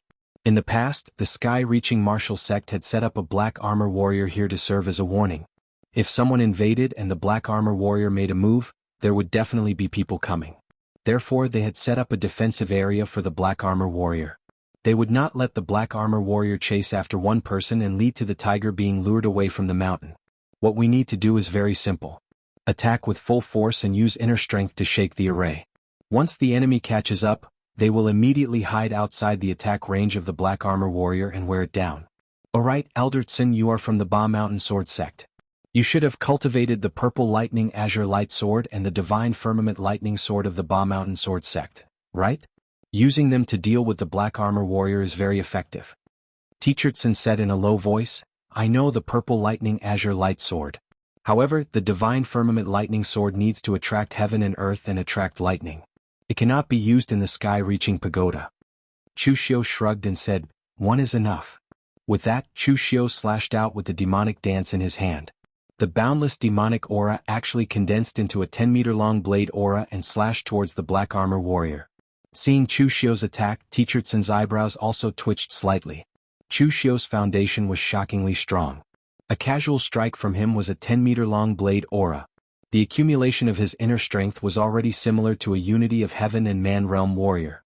In any case, when Teacher Tsun was at the 5 Chi's origin realm, his stellar energy definitely did not exceed 10 zhang. The saber fell, forcing the black-armored warrior to retreat several steps. Unexpectedly, it only left a white saber mark on the black-armored warrior's body. One could imagine how tough the black-armored warrior's body was. Chu Xiu's heavenly demon dance was an existence that was infinitely close to a divine weapon, and its material was the foundation of a divine weapon. Even with the addition of the heavenly devil order, it still could not break through the black-armored warrior's defense. If it was any other 6th Revolution precious weapon, it would probably not even leave a mark on it. At this time, the black-armored warrior was also alarmed by Chu Xiu. His figure was like a black shadow as he swung the heavy sword in his hand at Chu Xiu. Actually, the black-armored warrior's attack method was very simple. He didn't know any sword techniques, just simple horizontal slashes. However, because its defensive power was astonishing and the power of that slash was also very heavy, even a martial art practitioner at the unity of heaven and man realm would not be able to block it so easily. Therefore its power was abnormally strong. At this time, Teacher Tsun, who was at the side, also made his move. If they did not deal with the black-armored warrior, no one would be able to obtain the heart. Teacher Tsun was not so short-sighted as to play such tricks while they were working together. The long sword in Teacher Tsun's hand bloomed with layers of greenish-purple electric light. His figure was also extremely fast, like a bolt of lightning streaking across the sky, directly blasting the black-armored warrior's body. Immediately, the black-armored warrior's body trembled, and it turned around to attack Teacher Tsun. Chu Xiu took advantage of this opportunity to attack from behind. After the two sides exchanged a few moves, Chu Xiu and Teacher Tsun felt that they had consumed too much energy, so they immediately retreated. As expected, the black-armored warrior stopped attacking. After they recovered a portion of their vital energy, they continued to attack. After an hour, the array light on the black-armored warrior's body was completely extinguished, and it directly fell to the ground. Chu Xiu and Teacher Tsun were slightly out of breath. Even with their cultivation, the consumption of internal energy at this time was not an ordinary amount. Teacher Tsun looked at the black-armored warrior on the ground and shook his head with slight pity. Actually, this black-armored warrior itself is a treasure. It would be a pity to destroy it like this. Although the black-armored warrior looked somewhat useless, and if there was only one of it, its use would be limited. It could only be used to guard the door, but for a large sect, it was a good item to hold up the facade.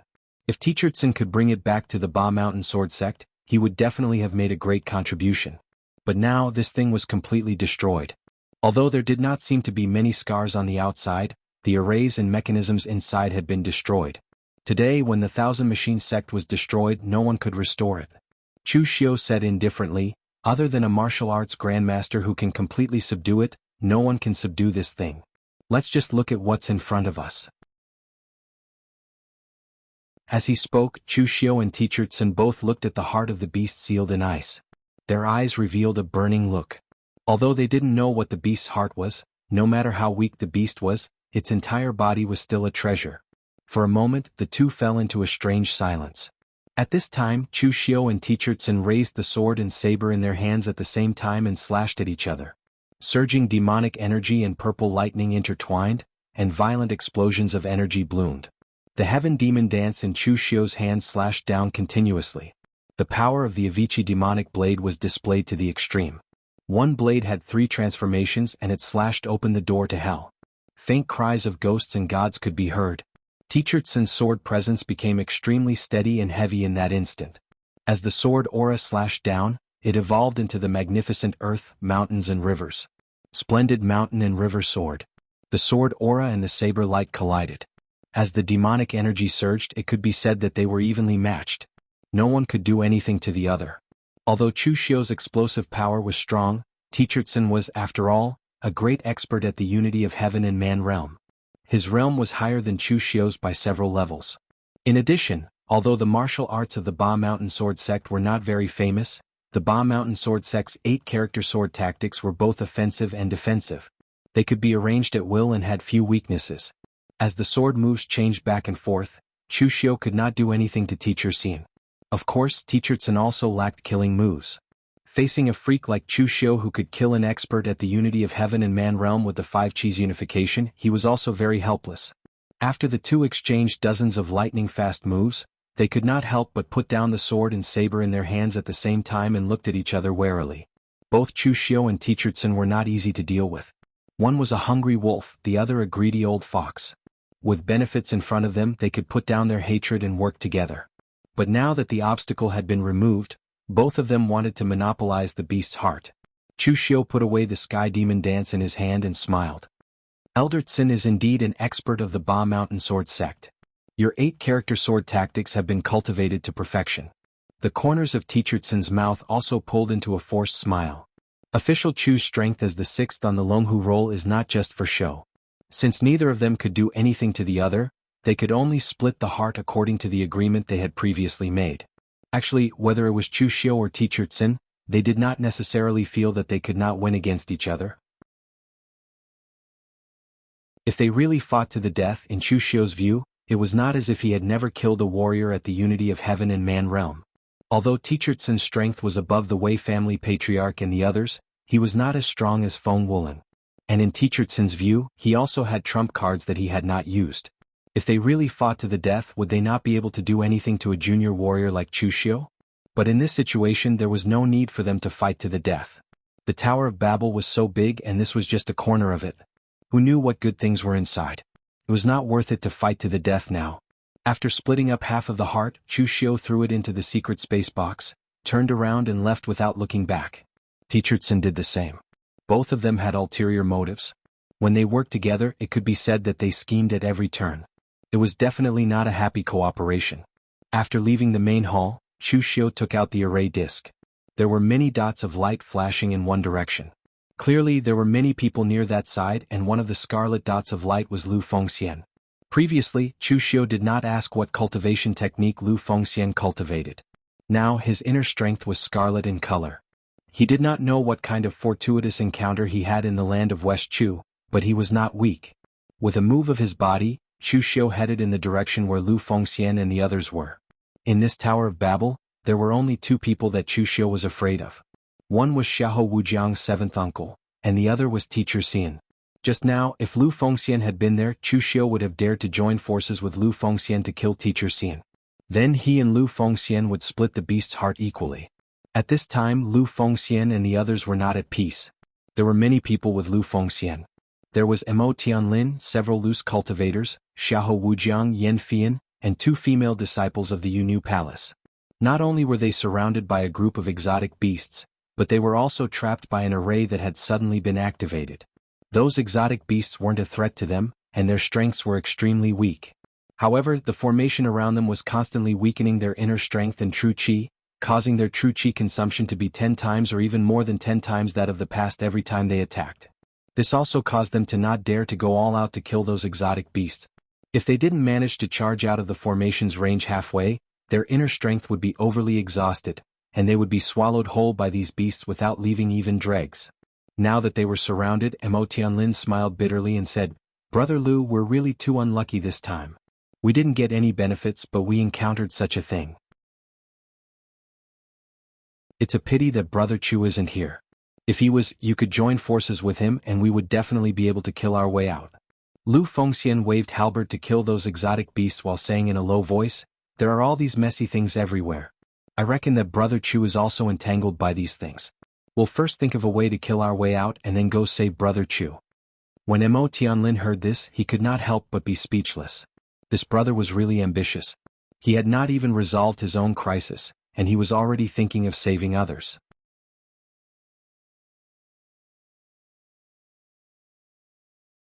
Chapter 358. The situation of Lu Fengxian and the others was indeed not good. Of course, the most important thing was that they were not of the same mind. Apart from those itinerant martial artists, Lu Fengxian, Xiahou Wujiang, and Yan Fian all had the strength to be in the top 10 of the Longhu list. Mo Tianlin was also an expert on the Longhu list. If these people really joined forces, they would not lose to a unity of heaven and man realm martial artist. It would be very easy to kill their way out. But among these people, Lu Fengxian and Mo Tianlin were on Chu Xiu's side, and they had enmity with the Yunu Palace and the Xiahou clan. And the Yunu Palace that Yan Fian came from also had enmity with the Xiahou clan because of the previous incident with Feng Wuling. Previously, the people of the Yunu Palace suffered at the hands of the Xiahou clan. Although the matter was considered to be settled due to the powerful strength of the Xiahou clan, the people of the Yunu Palace still had some enmity with Xiahou Wujiang. When Yan Fian and the others went up the mountain, they did not say a word to Xiahou Wujiang. And previously the people of the Yunu Palace also had a conflict with Chu Xiu, sowing another enmity. Looking at Xiahou Wujiang's side, it was the same. He also had enmity with both sides, so in this way the conflict between the three sides was not just a little deep. It was almost impossible for them to unite without any ill feelings. At this time Xiahou Wujiang's eyes showed a touch of ruthlessness. Among these people, Xiahou Wujiang was the one who consumed the most energy. Although the spirit control technique of the Xiahou clan was powerful, it also consumed a lot of energy. These exotic beasts did not have much mental strength, and they could easily be blown up by Xiahou Wujiang's spirit control technique. But the problem was that his spirit control technique could not be used like this. In the face of these endless exotic beasts, Xiahou Wujiang's mental strength was consumed like water. If this continued, he was afraid that there would not be much left, so he had to think of a way to kill his way out in advance. Xiahou Wujiang turned around and shouted at the few itinerant martial artists, "You guys go up and hold them off. Once we kill our way out, everyone will be rewarded." The rogue martial artists immediately shook their heads and hurriedly retreated. For these people, although Xiahou Wujiang's reward was important, and being able to make friends with a young elite like Xiahou Wujiang was also not bad, their lives were more important at the moment. Who would dare to go forward and throw away their lives? At that time he would not be able to spend the money even if he had his life. Xiahou Wujiang's eyes flashed with killing intent when he saw that none of them had come up. Xiahou Wujiang formed a seal with his hand, and a mysterious power burst out. The imperial spirit art was directly displayed by him to the extreme. However, Xiahou Wujiang's imperial spirit technique wasn't aimed at those exotic beasts, but at those independent martial artists. The strongest of these rogue martial artists was only at the physical invulnerability realm, and they couldn't resist Xiahou Wujiang's imperial spirit technique at all. Their minds were directly controlled by him, and they foolishly burst out their own gang chi to rush forward. However, the person at the front could only resist for a few breaths before his gang chi was exhausted, and then he was torn into a bloody mist by a group of exotic beasts. Xiahou Wujiang didn't care about this at this time. He directly took out a formation plate from the secret space box. There were 4 small swords inserted on the formation plate, which turned out to be a miniature sword formation. This was a gift from Xiahou Wujiang's father on his 18th birthday. It was the famous and powerful sword formation of Hidden Sword Villa, a miniature simplified version of the 4 absolute sword formation. It could only be used once and the formation plate would shatter after it was used. It was a life-saving item given to him by his father, and now Xiahou Wujiang had no choice but to take it out. As the sword formation was activated, the 4 small swords protected Xiahou Wujiang's body, and the few martial artists controlled by Xiahou Wujiang's imperial spirit technique opened a path in front, blocking 90% of the exotic beasts. Any fish that slipped through the net would be strangled by the sword formation. After using his own territory, Xiahou Wujiang actually smoothly disappeared into the formation. Seeing this scene, the 2 female disciples of the Yu Palace cursed angrily, "Shameless!" Xiahou Wujiang's actions were indeed very shameless. Although the people of the Yu Palace were overbearing and unreasonable, they still considered themselves to be from a righteous sect. Now that Xiahou Wujiang was doing this, it was undoubtedly very shameless in their eyes. Yan Fian wasn't as angry as the 2 female disciples. She just frowned and secretly thought that it wasn't good. Xiahou Wujiang left, but as soon as he escaped, the exotic beasts attacked even more fiercely, causing their qi to be greatly consumed. The Yu Palace's Yu sword mantra was naturally formed. Although it was powerful because every move involved a huge amount of heaven and earth power, the qi needed to be used was also extremely shocking. In a one-on-one fight, the Yu Palace's martial artist's explosive power was extremely shocking. However, in this situation, even if Yan Fian's strength was outstanding, there was nothing she could do. What happened next was indeed as Yan Fian had expected. After those exotic beasts lost the resistance of Xiahou Wujiang and the others, they became even more berserk, causing Yan Fian and the others to be somewhat unable to hold on anymore. At this time, Lu Fengxian glanced at Yan Fian and the others. He suddenly bit his finger, and fresh blood seeped into the silver halberd in his hand, causing the entire halberd to turn scarlet red. At the same time, Lu Fengxian formed a seal with one hand, and strands of blood-red runes appeared on his face. However, when matched with his handsome appearance, it gave off an evil sense of beauty. In that instant, the aura around Lu Fengxian's body rose to the extreme. As the halberd swept across, a scarlet-red aura instantly swept out, like a storm. Everywhere it passed, all the exotic beasts were torn into a cloud of blood mist by this halberd, and a large area was instantly emptied out. Mo Tianlin was stunned. This was the first time he had seen Lu Fengxian use his full strength. He didn't expect the power to be so terrifying. Lu Fengxian turned around and shouted at Yan Fian, "Follow behind me, we'll kill our way out." Yan Fian was stunned. She didn't seem to expect that Lu Fengxian, who was Chu Xiu's good friend, would actually be willing to save her along the way. However, at this time, Lu Fengxian seemed to have already turned around and killed a bloody path forward. Yan Fian thought about it but still called out to her 2 junior sisters, and followed behind Lu Fengxian, killing their way forward together. Finally, after an unknown amount of time without the suppression of the formation, everyone immediately felt their bodies lighten, and those exotic beasts also seemed to sense something and retreated like the tide. At this time, Lu Fengxian's face was slightly pale, and the strange runes on his face had also disappeared. He stood on the spot, panting uncontrollably. Yan Fian looked at Lu Fengxian and hesitated for a moment, but still walked over and cupped his hands in salute, saying, "Thank you, young Master Lu, for saving us. I will remember this favor." Previously, Yan Fian didn't pay much attention to Lu Fengxian. After all, Lu Fengxian's reputation in the pugilistic world wasn't that great. She didn't expect that she would be mistaken. This Lu Fengxian's strength was actually so shocking. He was definitely comparable to Chu Xiu and Xiahou Wujiang, those young elites who were in the top 10 of the Dragon and Tiger leaderboard. Lu Fengxian waved his hand and said, "I just did it in passing. If Miss Yan wants to thank me, then put aside the enmity between the Yu Palace and Brother Chu for now. We have already explained the matter regarding Feng Wuling very clearly. Brother Chu did it unintentionally. And Brother Chu is now a torturer of the Guanzhong torture room. If the Yu Palace insists on becoming enemies with Brother Chu, other than gaining an enemy out of thin air, there won't be any other benefits. Miss Yan, please think carefully before you act." Yan Fian looked at Lu Fengxian in surprise. She also didn't expect Lu Fengxian to actually say such a thing. After a moment of silence, Yan Fian nodded and said, "Since young Master Lu has said so, then the matter between the Yu Palace and Chu Xiu will be over. As long as Chu Xiu doesn't provoke the Yu Palace, the Yu Palace will also not provoke Chu Xiu." Yan Fian agreed very quickly. In fact, from the beginning, Yan Fian didn't want to become enemies with Chu Xiu. When Wan Er went to question Chu Xiu on Mount Deyang and asked for an explanation and so on, it was just a matter of face. The people from the Yu Palace went to the Xiahou clan to ask for an explanation, but in the end, they were deceived by the people from the Xiahou clan. Not only did they not get anything but they also lost face. After seeing Chu Xiu, the other people from the Yunnu Palace might not be able to provoke the Yunnu Palace because they were used to bossing people around in the past. Perhaps they couldn't provoke the Xiahou clan, but could the Guanzhong torture room's Chu Xiu not be able to provoke them? Therefore the previous scene happened. Yan Fian thought that Chu Xiu would definitely give face to the Yunnu Palace, so she didn't stop Wana.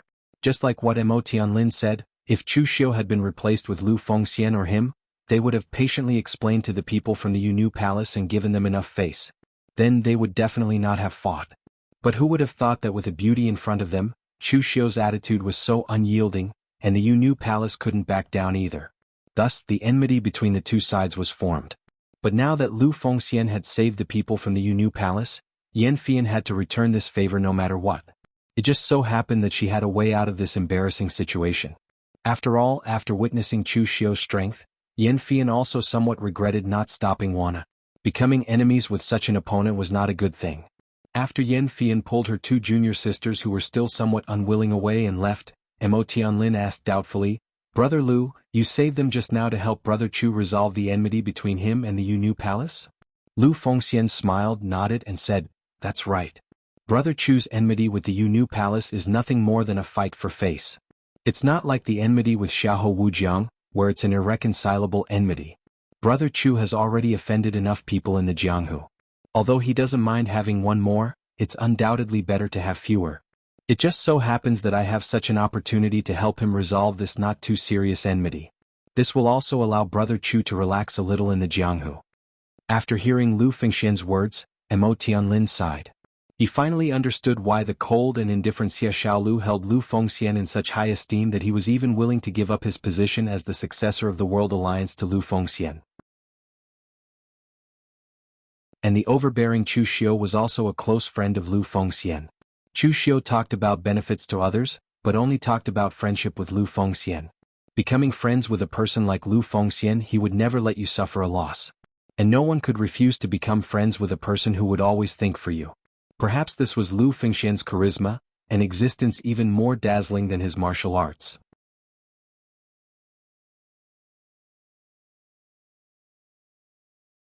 Chapter 359. When Chu Xiu found Lu Fengxian and Mo Tianlin, the two of them had almost recovered their strength. However, because Lu Fengxian had used a secret technique to rush out of the formation, her vitality was somewhat injured, so she only recovered some of her qi temporarily. Her body still needed to be recuperated after going out to recover to its peak. Seeing Chu Xiu coming, Mo Tianlin said in surprise, "Brother Chu, didn't you encounter those strange beasts?" Chu Xiu nodded and said, "I encountered them, but they were all dealt with, and I also got a little harvest." As Chu Xiu said this, he took out the half of the vicious beast's heart and showed it to them. He also told them about what he had encountered after entering Sky Split Tower. In any case, they were all on the same side. Besides the matter of the array disc, Chu Xiu didn't hide anything else. After listening, Mo Tianlin was speechless. The gap between people was really big. After entering here, they triggered the formation and were chased by the strange beasts, making them very embarrassed. In the end, Chu Xiu actually had a lot of harvest. Mo Tianlin also told Chu Xiu about what he encountered after entering here, especially the matter of Lu Fengxian helping Chu Xiu settle the grudge with the Yunnu Palace. After listening, Chu Xiu said to Lu Fengxian in a deep voice, "Brother Lu, thank you." He and Lu Fengxian had fought side by side. There was no need for those hypocritical promises and gratitude, 2 words were enough to express everything. Chu Xiu was indeed right. Becoming friends with a person like Lu Fengxian, he would never let you suffer. Although Chu Xiu didn't put the Yunnu Palace in his eyes, just like what Lu Fengxian said, Chu Xiu didn't mind having one more enemy, but having one less was naturally better. Mo Tianlin chuckled at the side and said, "It's said that the women of the Yunnu Palace are somewhat unreasonable. The other disciples are indeed like that. However, that Yan Fian is worthy of being the only person that the Yunnu Palace can bring out. She still knows what's good for her." Once Brother Lu said it, she immediately agreed. Chu Xiu smiled meaningfully and said, "Brother Mo, don't underestimate that woman. That Yan Fian is definitely not someone easy to deal with. It's not that she's easy to talk to, but she knows the gains and losses of Heng Liang. If I hadn't shown enough strength and Brother Lu had also shown enough strength, do you think she would have relented so easily? Face is not given by others but earned by oneself." Mo Tianlin shook his head and said, "It's complicated dealing with people like you. After chatting for a while, Chu Xiu asked, "Oh right, where's Brother Xia? You didn't see him?" Mo Tianlin shook his head and said, "We didn't see him after we came in, but don't worry. That guy's strength is stronger than mine, and he also has the life-saving item that Alliance leader Qin gave him. Nothing will happen easily." Chu Xiu nodded and pointed to the back of the formation. "Have you seen what's behind this?" Mo Tianlin and Lu Fengxian were stunned and said, "Behind? What's behind this?" Chu Xiu said, "Don't forget, this is the Tong Tian Tower, the place where the disciples of the ancient Tong Tian martial sect lived and cultivated. If it wasn't an important place, would the people of the Tong Tian martial sect set up a formation here for no reason?" Hearing Chu Xiu's words, Mo Tianlin and Lu Fengxian came to their senses. Only some extremely important places would be guarded by things like array formations and traps. They had just been teleported here and had almost forgotten about this point. The formation in front of them was invisible and intangible. Chu Xiu and the other two did not know how big it was, so they could only start to search around the formation. After bypassing the spirit array, a small white jade door appeared in front of the three of them. Chu Xiu blasted out a palm force and carefully blasted the stone door open, but there was no danger inside. When Chu Xiu and the others entered, they found that it seemed to be a person's residence. There were some messy things everywhere. Chu Xiu and the others checked carefully. Apart from some miscellaneous things, most of them were some ancient books. However, they were not about martial arts but about divination, formation Dao, and even some things that Chu Xiu and the others did not understand at all. Mo Tianlin shook his head and said, "This should be the residence of a master of the Tongtian martial sect who was proficient in formation Dao or divination. I'm afraid there are no martial arts secret manuals here." None of the people present had any use for formation Dao or divination. The Heaven Alliance and the Guanzhong torture room did not have anyone who was proficient in divination and formation Dao. Therefore, these things were given to Mo Tianlin for him to bring back to the Mo family. As a large family in the past, the Mo family had a few formation masters who could use these things. When the three of them entered the deepest part of the residence, the scene in front of them made everyone slightly stunned. There was a disc-shaped altar in the deepest part of the place, and a stooped figure was sitting in the middle. Taking a closer look, the stooped figure had already turned into a skeleton. In front of him was a white jade tablet. His finger was still on it and he used blood to write a line of words. However, the words had already turned pitch black at this time. The three of them looked at each other. The divination master of the Tongtian martial sect actually died here. Did he use his life to divine? There were not many people in Jianghu who were proficient in divination, but definitely not few. However, there were not many who could be called masters. The reason was very simple. Those who were proficient in divination rarely lived long. Some of their lifespans were even shorter than that of ordinary people. The first reason was that divination consumed too much spirit and blood essence. It was not easy to make up for this. The second reason was a little mysterious. Legend had it that divination revealed the secrets of heaven. Naturally, heaven would be jealous. Therefore, all those who practiced divination would have their lifespans shortened or die a violent death. Therefore, some of the people who could be called divination masters in Jianghu were at the level of martial arts masters. Moreover, they would not easily perform divination. Once they performed divination, they would pay the price of their own lifespans. They went around the back of the skeleton and looked at the words on the white jade tablet. The words were crooked, giving people a very strange feeling.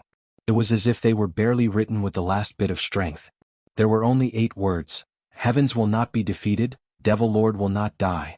Everyone present looked at each other. What did this mean? The divination written by the people of the Tongtian martial sect to the Devil Sect's sect master, Dugu Weiwei? Now, when the Devil Lord was mentioned, everyone would immediately think of the Devil Sect's sect master, Dugu Weiwei. Moreover, Dugu Weiwei had not been defeated even once. Even if he disappeared after the battle with Ning Xuanji, it did not prove that Dugu Weiwei had been defeated. But soon, everyone came to their senses. Something didn't seem right. The Clear Sky martial sect was a sect from the ancient era. After the great calamity of the ancient era, the Clear Sky martial sect had been completely annihilated. Dugu Weiwei was the cult leader of the Devil Sect 10,000 years later. How could the divination grandmaster of the Clear Sky martial sect predict the future of a person 10,000 years later? Mo Tianlin hesitated and said, "If the Tao of divination is cultivated to the peak, can it really predict what will happen 10,000 years later?" Lu Fengxian, who was at the side, said, "The Tao of divination is to predict the future. Some people have already deduced some clues about the great calamity of the ancient times. Otherwise, the ancient sects would not have created secret boxes to store cultivation techniques and other things. However, no one knows if the time of this deduction can reach 10,000 years. The problem is, why would this divination master use his life to predict a person 10,000 years later? At this time, the Tong Tian martial sect has already been destroyed. This is completely meaningless. Could this divination grandmaster be predicting the devil cult of the ancient times? The three branches of Tao, Buddhism, and devil have been passed down since ancient times. What if he deduces the devil lord of the ancient times? Mo Tianlin shook his head and said, although many ancient books have been found, there are even more missing. There are really no records of the devil sect among them. However, in the current history, the devil sect has been in a state of disunity since the great calamity of the ancient times. There are all kinds of devil Tao sects, but no one has become the real ruler.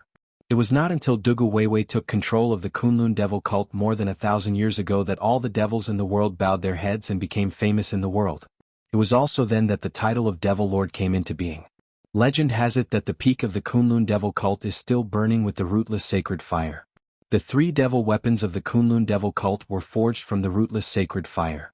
After the destruction of the Kunlun devil cult, some of the remnants of the devil cult also shouted the slogan that the devil lord would not die as long as the sacred fire was not extinguished.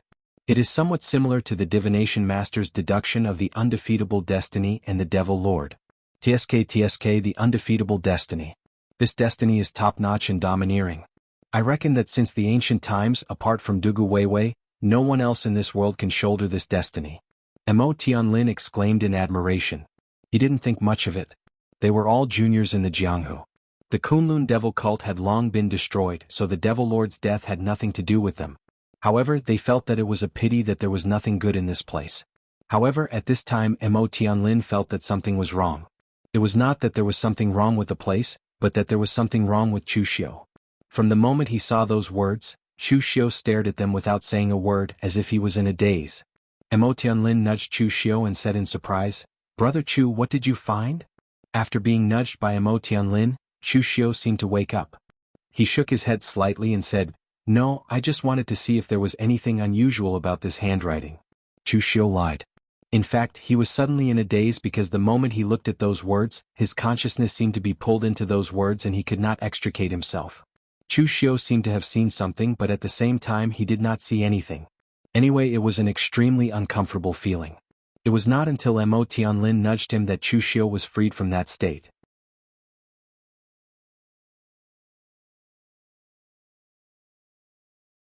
Chapter 360.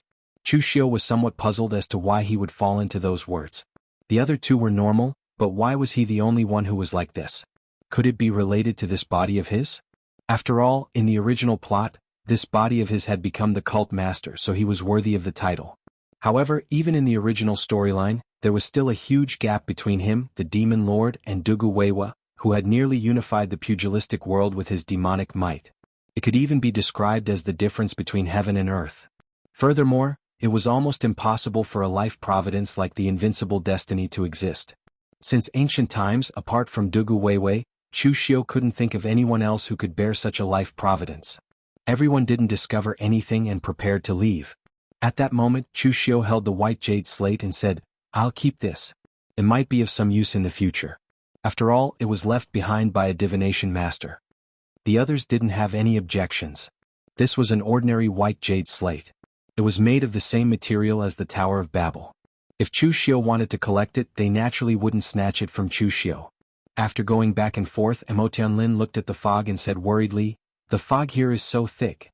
I can't see the direction at all. Getting lost is secondary. What if I step on a trap again?" Chu Xiu smiled and pointed in a seemingly random direction. "Follow me. Is definitely right." Mo Tianlin was puzzled. "Why?" Chu Xiu pointed at his head and said, "Intuition. It said that women have intuition. Brother Chu, do you have it too?" Mo Tianlin lampooned, but he still followed the direction Chu Xiu pointed. Anyway, they were confused now, so they could just randomly choose a direction to walk in. Chu Xiu didn't know the details of the original plot, but he could use the dumbest method to figure it out. For a circular building like the Tower of Babel, the most important place was definitely in the center. Others couldn't find the direction of the center, but Chu Xiu had hidden the 5-element array around it, so he could easily find it. Now he had already met up with Lu Fengxian. With the two of them working together, even if they encountered 7th Uncle Chu Xiu, they would still dare to fight. Everyone walked forward for about 15 minutes. The fog became thinner the further they went. Finally there was a round tower standing in it. The round tower looked like a smaller Tower of Babel, but above the door there were the words, Arsenal. Mo Tianlin looked at Chu Xiu and muttered, "Brother Chu, your intuition is really accurate, even more accurate than a woman's." Chu Xiu raised his eyebrows and said, "Are you praising me or scolding me?" As soon as Chu Xiu finished speaking, the door was blasted open and a figure rushed out. It was Tang Ye. At this moment, behind Tang Ye, 3 invisible arrows of astral energy shot towards him in rapid succession. The 2 daggers in Tang Ye's hands burst forth with violent stellar energy to block the first arrow. But when he wanted to block the second arrow, his daggers shattered with a loud bang, and Tang Ye spat out a mouthful of blood. Just as he was about to use his secret art to block the third arrow, a pitch-black saber light slashed across, and with a loud bang, it directly chopped down the gang energy arrow. Chu Xiu walked over and said with a frown, "What's going on? Is there someone inside?" Seeing that the person who came was Chu Xiu, Tang Ye breathed a sigh of relief and said, "The people of the Xiahou clan and Teacher Tsun are inside, as well as many others from the Yunyu Palace. The people of the Xiahou clan want to monopolize the things in this arsenal. They actually suppressed Teacher Tsun by themselves and killed a lot of people. Yan Buhui is inside, but I don't think he can block more than a few arrows from the Xiahou clan's warrior at the unity of heaven and man realm." Tang Ye was not Lu Fengxian. Outside, Lu Fengxian could take the 7th Uncle's 13 soul-stealing arrows head-on, but if it was a warrior at the 3-flower realm like Tang Ye, the 7th Uncle's 13 soul-stealing arrows would probably be able to kill them in one shot. However, the 7th Uncle's 13 soul-stealing arrows only had 13 arrows. Previously he had already wasted 1 arrow outside. Naturally he did not need to waste arrows against small fries like Tang Ye. Even so, it was very difficult for Tang Ye to block the arrows. If it were not for Chu Xiu's timely intervention, Tang Ye would probably be seriously injured even if he did not die. Chu Xiu said in a deep voice, "The good things are all inside. We can't let the people of the Xiahou clan monopolize them. Everyone go in and attack together." As he spoke, Chu Xiu and the others also rushed into the arsenal. The area of the arsenal in the sky-reaching tower was not small. It was about 1,000 feet in radius. The surrounding tower was bare, but there was a huge green tongue tree in the center. Secret boxes of different sizes were placed on each branch. Obviously, even an idiot would know that the better the things were, the more likely they would be on top. However, at this time, other than the branches of the green tongue tree that were closest to the bottom, the secret boxes above were still there. It was not that they did not want to take them, but that the bottom was already in a mess. They were all here for the treasures and it was impossible to distinguish between friend and foe. Among them, 7th Uncle was fighting with Teacher Xian. He still had 9 of his 13 soul-stealing arrows left, and the long sword in Teacher Tsun's hand had cracks. Obviously, it had been heavily injured by 7th Uncle. At this time, 7th Uncle also did not continue using the 13 soul-stealing arrows. Instead, he only used the arrows condensed from his stellar energy to fight with Teacher Xian. But even so, Teacher Tsun was still being suppressed. 7th Uncle was clearly preparing to exhaust his opponent to death. Below, Xiahou Wujiang was fighting with Yan Fian. Actually, in terms of strength, Yan Fian should be stronger than Xiahou Wujiang. Yan Fian had stepped into the 5 Chi's origin realm much earlier than Xiahou Wujiang. Moreover, the Yu Maiden Palace's Yu Maiden Sword mantra was extremely powerful in a one-on-one fight. Xiahou Wujiang definitely did not dare to face it head-on. But now, Xiahou Wujiang was using the Imperial Spirit technique to deal with Yan Fian. He did not directly use the Imperial Spirit technique on Yan Fian. Instead, he forcibly used his mental strength to control 2 female disciples of the Yu Maiden Palace as meat shields. While this kind of fighting method was somewhat shameless, it also made Yan Fian cautious and not dare to use his full strength. Therefore he was instead suppressed by Xiahou Wujiang. The other Ba Mountain Sword sect disciples, some unaffiliated martial artists, and Chu Xiu's subordinates were fighting chaotically with each other, wanting to obtain the secret treasure box on the green tongue tree. But the result was that no one obtained anything. As long as someone approached the green tongue tree, 7th Uncle would shoot down an arrow. Just like Tang Ye just now, he was almost seriously injured. And now, seeing Chu Xiu and the others enter, the others present also secretly thought, not good. The scene before them was already chaotic enough. If Chu Xiu and the others also intervened, it would be even more chaotic. Chu Xiu gave Lu Fengxian a look, and the two immediately headed for the green tongue tree in the center. But at this time, seeing Chu Xiu and Lu Fengxian's movements, Teacher Tsin and seventh uncle simultaneously stopped. A sword energy and an invisible arrow shot towards Chu Xiu and Lu Fengxian, blocking in front of them. Although seventh uncle and Teacher Tsin were fighting so fiercely just now, they could not let Chu Xiu reap the benefits. Looking at the two people blocking in front of him, Chu Xiu raised his eyebrows and said, "One monk carries water to eat, 2 monks carry water to eat, 3 monks have no water to eat." While this analogy is somewhat inappropriate, if the 3 of us continue to persist like this, none of us will obtain any benefits. No one knows how long the sky-reaching tower will be open for, and we also do not know how many people will come from outside in this period of time. Why don't the 3 of us split the treasures? Teacher Tsin was somewhat tempted. He said in a deep voice, "How do we split it? The treasures are all stored in the secret boxes. Do we have to open the boxes one by one to check? Furthermore, the most valuable items in the sky-reaching tower are definitely at the top. Who should we give them to? These items should all be listed in a list." This trip to the sky-reaching tower was a pleasant surprise for Teacher Xian. As for the enmity between him and Chu Xiu, after witnessing Chu Xiu's strength, he was prepared to let it go. If Chu Xiu was not strong enough and did not have the backing of the Guanzhong torture room, Teacher Tsin did not mind killing him to avenge his disciple. But now, not to mention the fact that he could not kill Chu Xiu, forcefully killing him would bring about endless troubles in the future. It was not worth it. Just as Chu Xiu had said, Teacher Tsin had many disciples. It was not worth it to sacrifice himself for one disciple.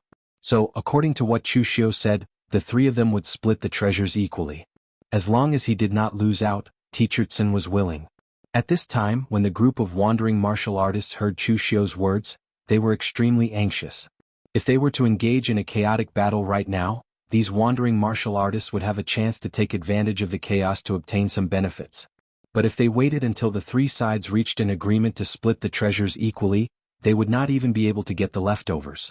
But at this time, Xiahou Wujiang broke away from the battle with the Yu Palace martial artists and said coldly, "Elder Tsin, do you not want to avenge your disciple? The Ba Mountain Sword Sect is one of the 7 sects and 8 schools, and is an illustrious existence in West Chu.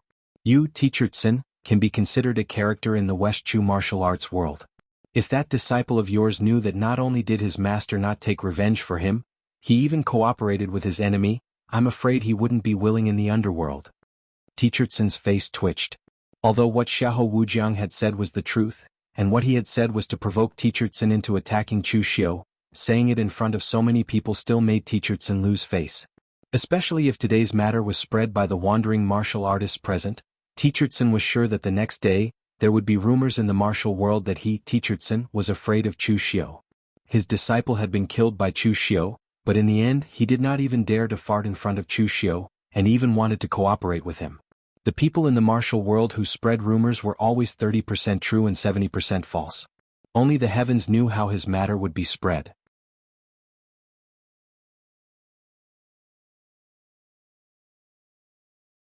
Chapter 361.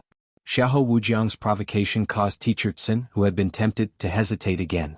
Chu Xiu looked coldly at Xiahou Wujiang, a cold light and murderous intent in his eyes. Compared to the time at the God Weapon Conference, the present Xiahou Wujiang had grown a lot. At least, he was much more brilliant than when he had incited that mob to kill him. At that time, Xiahou Wujiang was just a clown with a good background and talent, a hedonistic son of a rich family. He would not amount to anything.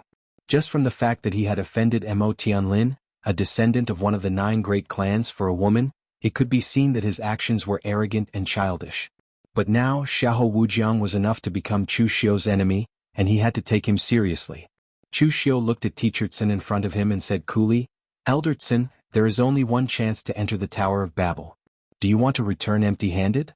According to what I know, although you are an elder of the Ba Mountain Sword Sect, the qualifications of an elder of the Ba Mountain Sword Sect are very lax. As long as you have reached the unity of heaven and are over 50 years of age, you can be granted the qualifications of an elder. So this treatment is different from the elders of other sections. Obtaining the opportunity of the Tower of Babel this time will at least be comparable to the resources that the sect has given you for many years." Chu Xiu's words moved Teacher Xian. Although his title as an elder of the Ba Mountain Sword Sect was quite grand, in reality, it was not that valuable. The elders of other sects were the kind of senior martial artists of virtue and prestige, the mainstay of the sect. But the Ba Mountain Sword sect did not have so many requirements. As long as one's strength and age were sufficient, they could be made an elder, and the treatment was not very high. So Teachertson placed great importance on the opportunity of the Tower of Babel this time. Did he want fame or profit? Teachertson was very conflicted. But at this time Xiahou Wujiang suddenly said loudly, "Eldertson, the Xiahou family does not want the things in the Tower of Babel this time. They all belong to you. As long as you can join hands with my seventh uncle to kill Chu Xiu, my Xiahou family will immediately let go of the Sky Split Tower contest." As soon as these words came out, everyone present was stunned. No one thought that Xiahou Wujiang's killing intent towards Chu Xiu was so great that he actually gave up the treasures in the sky-reaching tower for it. In fact, although Xiahou Wujiang wanted the treasures in the sky-reaching tower, he didn't value them as much as Teachertson did. He was the most outstanding disciple of the Xiahou clan's younger generation, and his father was the Xiahou clan patriarch. Most of the Xiahou clan's resources were inclined toward him. Although the Xiahou clan wouldn't give all of its resources to Xiahou Wujiang alone, Xiahou Wujiang alone could occupy more than half of the clan's younger generation. Moreover, the uniqueness of the Xiahou clan's spirit control technique also prevented 90% of the Xiahou clan's disciples from being distracted to cultivate other techniques. So even if Xiahou Wujiang obtained the techniques in the sky-reaching tower, he wouldn't necessarily cultivate them. Instead, he would hand them over to the clan in exchange for other rewards. Using these things that he could give up at any time to exchange for Chu Xiu's life, in Xiahou Wujiang's opinion, this transaction was very worth it. Hearing Xiahou Wujiang's words, the balance in Teachertson's heart immediately began to tilt. With a long sword in hand, he stood together with his seventh uncle. Killing Chu Xiu and taking revenge was secondary. The most important thing was that the Xiahou clan didn't want the treasures in the sky-reaching tower, and Chu Xiu had been killed by them together. The Yu Palace didn't have an expert at the unity of heaven and man realm, and those unaffiliated martial artists were nothing to worry about. In this way, wouldn't all the treasures in the sky-reaching tower belong to him? Was there even a need to choose such a simple question? A cold glint flashed in Chu Xiu's eyes. He looked at Teachertson and said indifferently, "Eldertson, the enmity between us has already been put down, but now you're picking it up again. In a while you'll realize that this was a very wrong decision." Teachertson said indifferently, "Chu Xiu, you killed my disciple. How can I let go of such a huge enmity so easily? The grudges of the martial world should be settled in the martial world. If you don't die today, the enmity between us will be considered settled." The corners of Chu Xiu's mouth curled into a sinister smile. "If I don't die today, the one who will die will be you."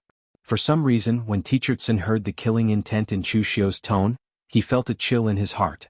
However, he then sneered, "Arrogant. He could be considered a veteran of the martial world. How could he be frightened by a junior like Chu Xiu today? What a joke."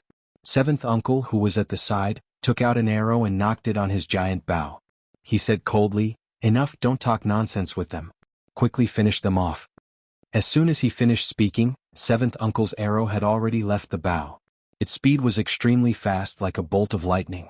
In the blink of an eye, it had already arrived in front of Chu Xiu. The speed of the arrow was so fast that even if Chu Xiu erupted with the power of the internal binding seal, he still wouldn't be able to dodge it. Most importantly, it was useless for him to dodge it. The moment seventh uncle's soul-stealing arrow left the bow, Chu Xiu felt as if his soul had been locked onto.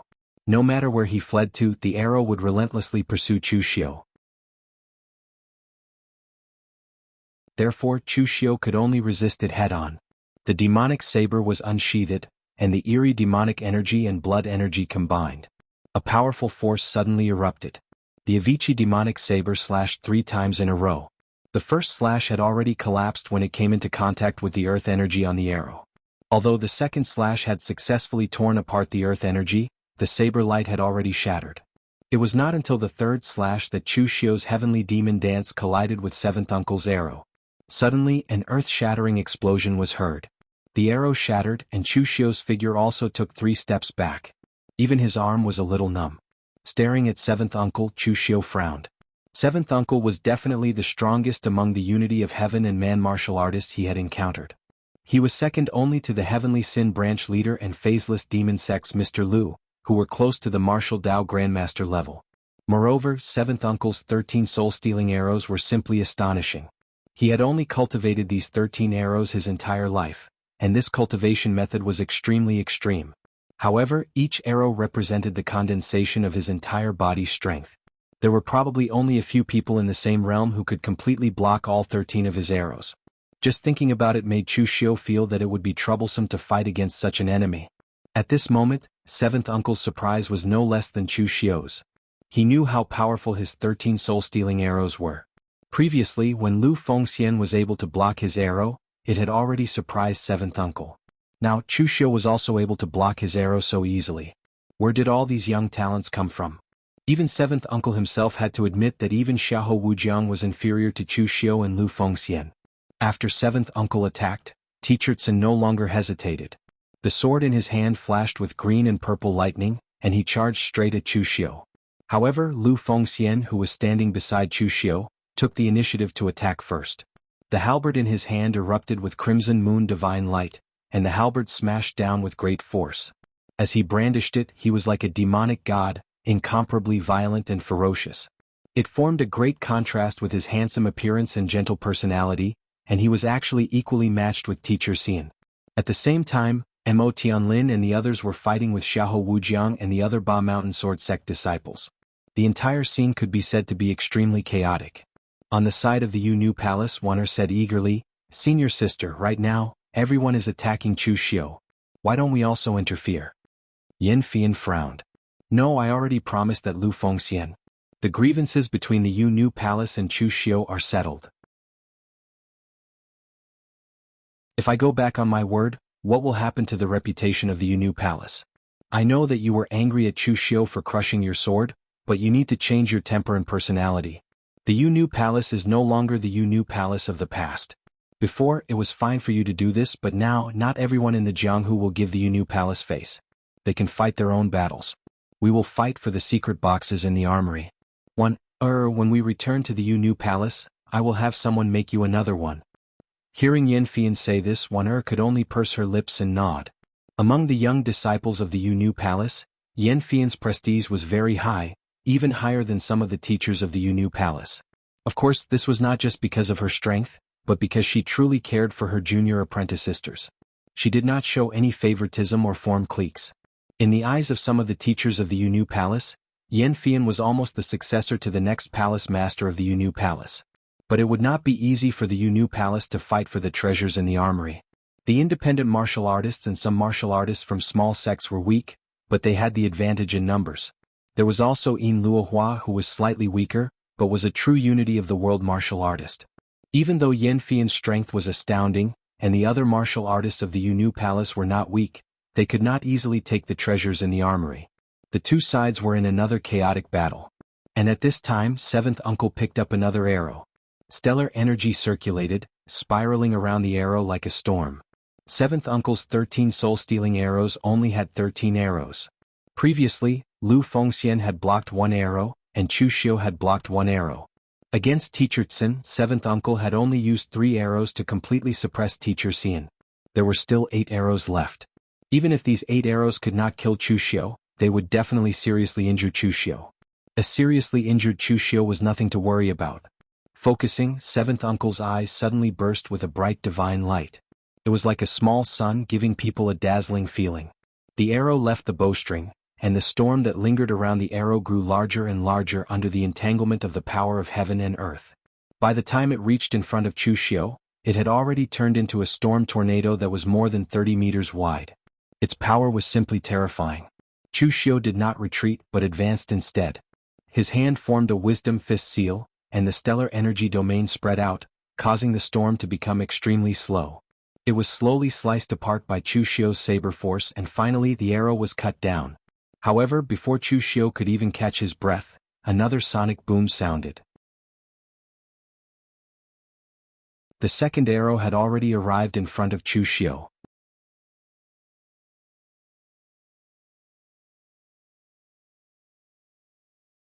Chapter 362.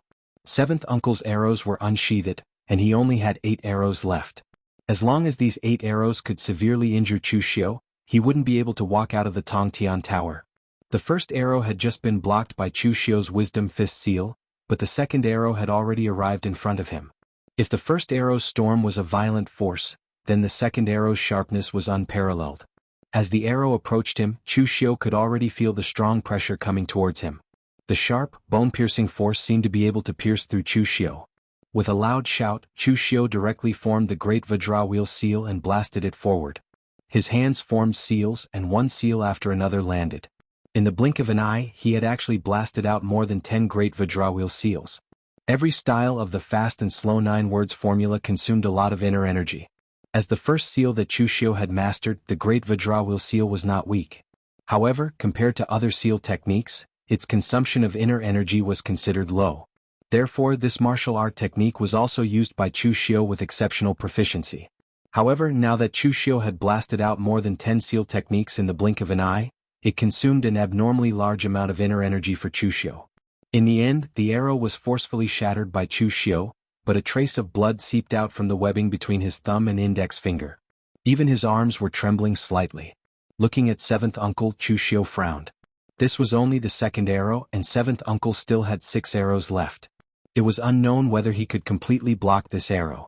If this continued, he would be exhausted to death by seventh uncle sooner or later. Therefore, after blocking the arrow, Chu Xiu immediately formed the inner binding seal. His figure instantly turned into an afterimage as he rushed towards seventh uncle.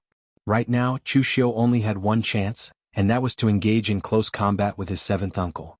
Seventh uncle's martial arts were all in his bow and arrow. Even if he did not use the 13 soul-stealing arrows, he would directly use his internal strength aura chi to transform into invisible arrows to attack. As for the other martial arts, Chu Xiu had never seen seventh uncle use them. Moreover, it didn't matter even if he knew how to do it. Chu Xiu didn't believe that after his seventh uncle had cultivated the 13 soul-stealing arrows to this level, his other martial arts would also be so terrifying. Seventh uncle's lips curled into a sneer as he watched Chu Xiu's figure rush over. There were very few martial artists in the Jianghu who used bows and arrows as their weapons. Could even be said that they were rare. This was because this kind of weapon was too extreme, so extreme that it was invincible from afar. However, once it was in close combat, it would be instantly killed. Seventh uncle had been specializing in his 13 soul-stealing arrows since he was in the innate realm. He had been able to practice from the innate realm until now, and had experienced countless fierce battles without dying. Seventh uncle naturally had his own foundation. Other people would practice other fist and leg martial arts to enhance their close combat strength, but seventh uncle was different. He went to the extreme and practiced his own 13 soul-stealing arrows. It was actually very simple to prevent the enemy from getting close. As long as he shot the enemy halfway, he would not give the enemy any chance to get close. At the moment when Chu Xiu's figure rushed over, seventh uncle suddenly grabbed 3 arrows and put them on his giant bow. The 3 arrows were surrounded by 3 different forces. One of them was surrounded by thunder, one was surrounded by cold air, and there were icicles condensing around it. The last one was as hot as fire, and even the surrounding chi of heaven and earth was burning. 3 arrows in one bow, soul-stealing arrows. Everyone could only hear a thunderous explosion. A powerful aura immediately surrounded the entire arsenal, causing everyone to look in the direction where seventh uncle and Chu Xiu were fighting. The 3 arrows were green, blue, and red in color. They were like 3 meteors as they smashed towards Chu Xiu.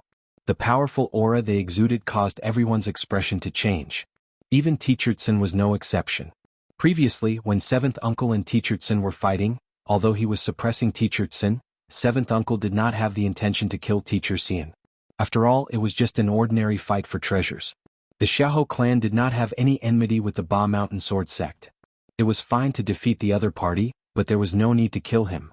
Moreover, danger was everywhere in the sky-reaching tower. Seventh uncle could not possibly use all his 13 soul-stealing arrows on Teachertsen. Now that seventh uncle had shot out 3 arrows simultaneously, Teachertsen felt that even he was not 100% confident that he could withstand the might of the arrows. And right now, facing seventh uncle's 3 arrows, the pressure on Chu Xiu was even greater. These 3 arrows seemed to have sealed off all the space around Chu Xiu to dodge. Although there were only 3 arrows, they gave off a feeling of despair as if they were an inescapable net. In that instant, a bloody mist erupted around Chu Xiu. He burned his essence blood, and his hand formed the Dugu seal. His stellar energy formed a shield, and he was as immovable as a mountain. Boundless power of blood seeped into the stellar energy shield, causing Chu Xiu's body to be shrouded in a boundless bloody color. The 3 arrows with different powers shot towards Chu Xiu's Dugusil. The power that exploded in that instant caused the entire arsenal to tremble. Chu Xiu's figure was forced back by the 3 arrows. With each step, his footsteps were deeply imprinted on the ground, leaving footprints and cracks more than a foot deep. After taking more than 10 steps back, the Dugusil in front of Chu Xiu finally shattered. However, the 3 arrows had also exhausted their power and fell to the ground. However, at that moment, Chu Xiu suddenly spat out a mouthful of blood, and his face turned deathly pale. Chu Xiu's Dugusil was mainly a defensive secret technique that could withstand stellar energy. However, it might not be able to withstand the violent fluctuations of stellar energy when they exchanged blows. Under 7th Uncle's 3 arrows, Chu Xiu's internal organs were injured, and he was directly injured by the shock. The power of this strike was so great that the power of the 3 arrows was condensed into a single point. Even Chu Xiu had never seen this from the Heavenly Sin Branch Lord or Mr. Lu. If it were some weaker unity of the world realm martial artists, they would probably have been killed by these 3 arrows. 7th Uncle held another arrow in his hand. He looked at Chu Xiu, who was spitting blood, and said lightly, "It's already not easy for you to block 6 of my 13 soul-stealing arrows. Unfortunately, you won't be able to see the next 3 arrows." From 7th Uncle's point of view, Chu Xiu was already seriously injured, and he was confident that he could kill Chu Xiu within 2 arrows. The last arrow of the 13 soul-stealing arrows was indeed not something that Chu Xiu would be able to see. There was a sharp, scarlet killing intent coiled around the arrow. In fact, 7th Uncle's arrows carried a different amount of power. The 13 soul-stealing arrows was not just a martial art. It included 13 different variations. This arrow burst out, and its killing intent soared to the sky. Even the silver-white arrow was dyed scarlet red. However, at this moment, Chu Xiu did not choose to dodge. Instead, he stared at the arrow and used the Heaven's Sun gazing at air skill to its limit. His mental strength was greatly depleted, and there was even a sharp pain in his mind. At this moment, in Chu Xiu's eyes, there was not a single flaw in 7th Uncle's arrow. It was the pinnacle of power, and it could be said to be invulnerable. This level of Heaven's Sun gazing at air skill was not enough. A glimmer of light shone in Chu Xiu's eyes, and 2 streaks of blood flowed out from the bottom of his eyes. However, Chu Xiu did not even blink. At this moment, in Chu Xiu's eyes, there were dense lines twisting on the arrow that represented power. However, when he used the Heaven's Sun gazing at air skill to its limit, those lines began to lengthen and twist. At this moment, Chu Xiu seemed to have stepped into a new world. He saw it. Those lengthening lines did not represent the present but the future.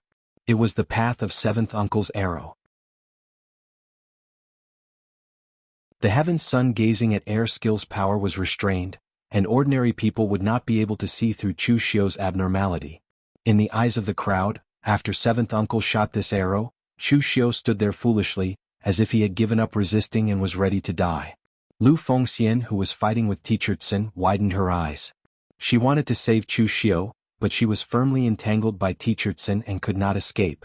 Xie Xiaolu Mo Tianlin and the others wanted to save Chu Xiu, but faced with 7th Uncle's arrow, they did not have the strength to do so. Yin Luohua, the leader of the Thundercloud stronghold, Qin Yun, and the others who had suffered at the hands of Chu Xiu, were secretly sneering. "Weren't you, Chu Xiu, arrogant? Weren't you overbearing? Weren't you looking down on everyone? What about now? You're still going to die here." However, the next scene caused everyone to widen their eyes in disbelief.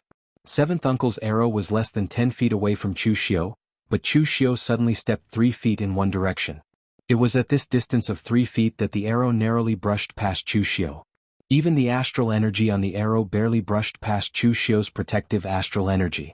There was not the slightest bit of conflict. 7th Uncle's eyes revealed a look of shock. However, this was not the end. The 13 soul-stealing arrows chased after the soul. Without blood, how could it be so easily dodged? After the arrow missed, a glaring red glow of murderous intent erupted from the arrow. It actually turned around and continued to stab towards Chu Xiu's back. Chu Xiu did not even look back. He once again took a step in another direction, and the arrow once again brushed past Chu Xiu's body. After missing for the second time, the arrow turned around again, but the result was the same. It still missed. After being dodged by Chu Xiu 3 times in a row, the stellar energy attached to the arrow was no longer enough to make it turn around again. The arrow was directly nailed into the wall of the armory. The force was still astonishing, and it was directly nailed into the wall, leaving only a tail feather trembling. Everyone present looked at Chu Xiu, then at seventh uncle. They could not figure out what was going on. With a warrior's speed, it was very easy to dodge ordinary arrows because the trajectory of the arrows was fixed. However, seventh uncle's 13 soul-stealing arrows were attached with stellar energy. They chased after the soul and directly locked onto Chu Xiu. Their trajectories were constantly changing, but Chu Xiu was able to dodge them every time. The stellar energy on the arrow was exhausted, so it could no longer lock onto Chu Xiu. It was as if seventh uncle was acting with Chu Xiu. It was simply incredible.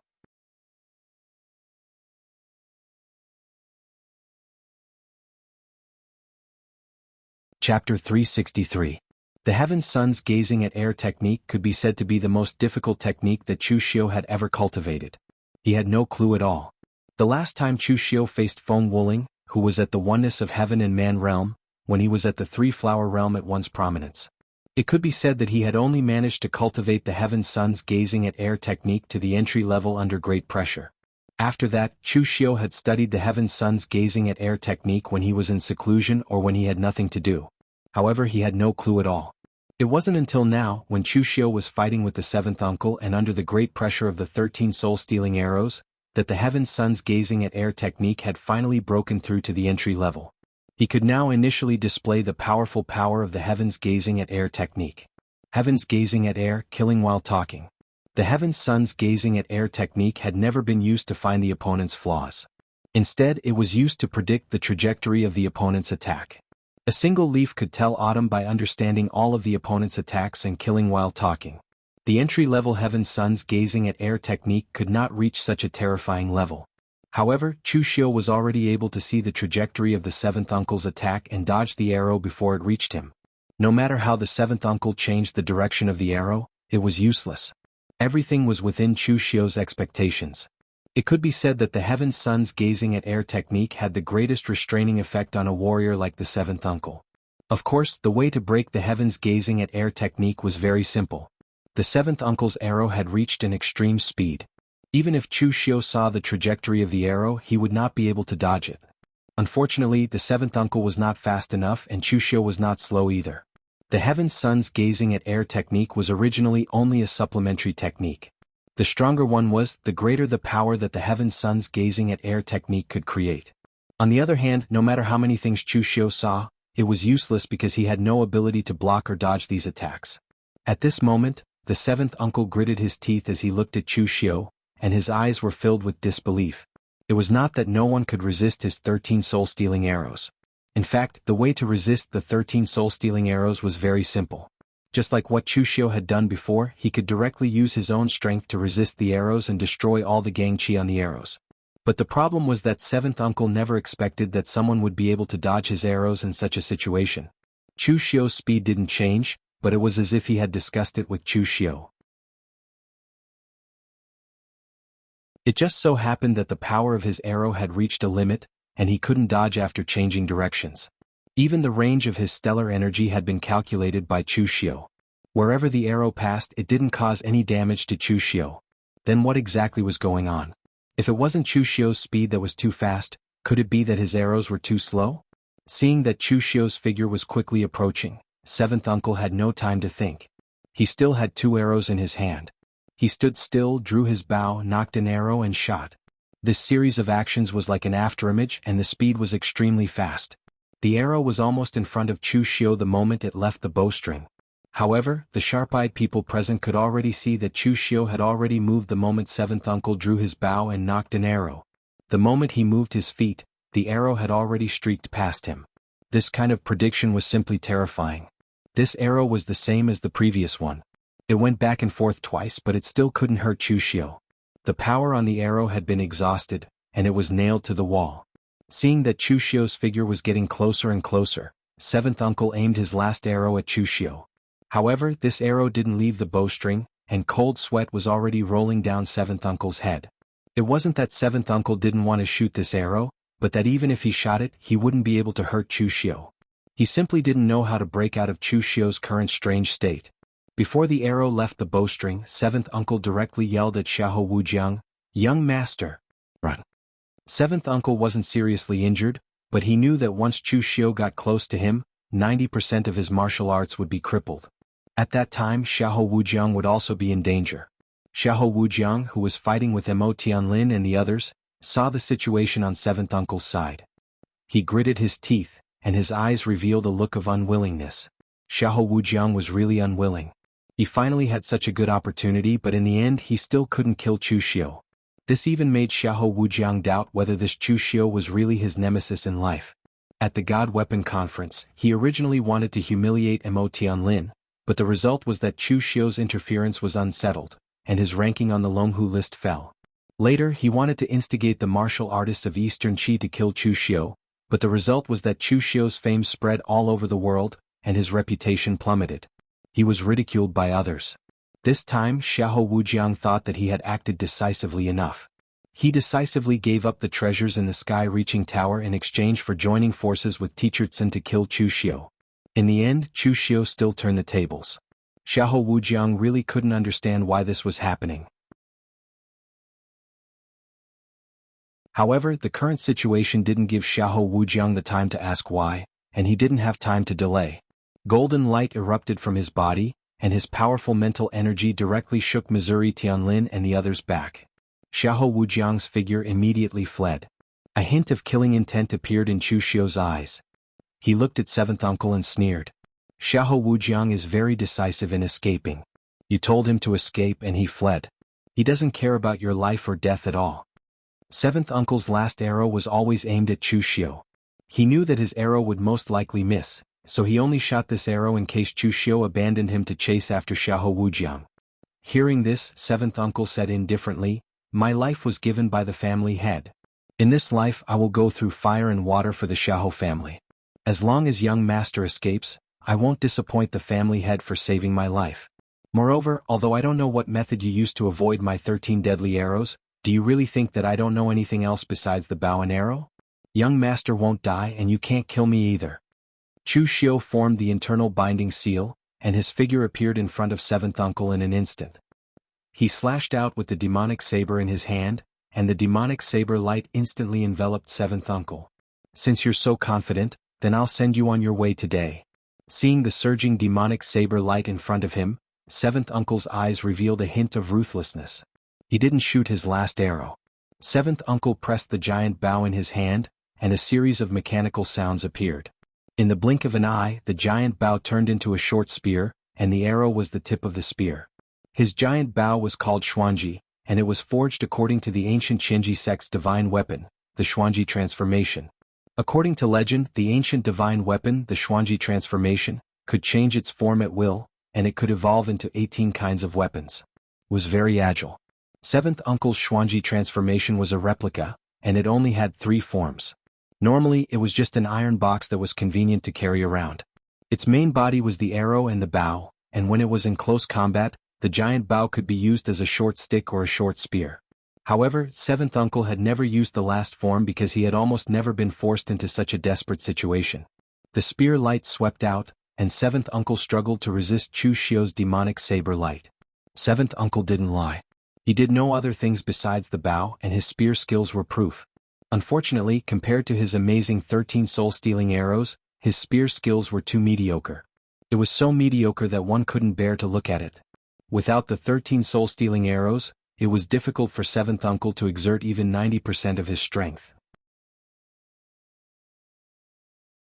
Under Chu Xiu's Avici Path's 3 blades, he was forced to retreat step by step. As Chu Xiu's saber fell, the 3-layered Avici demon blade condensed into one.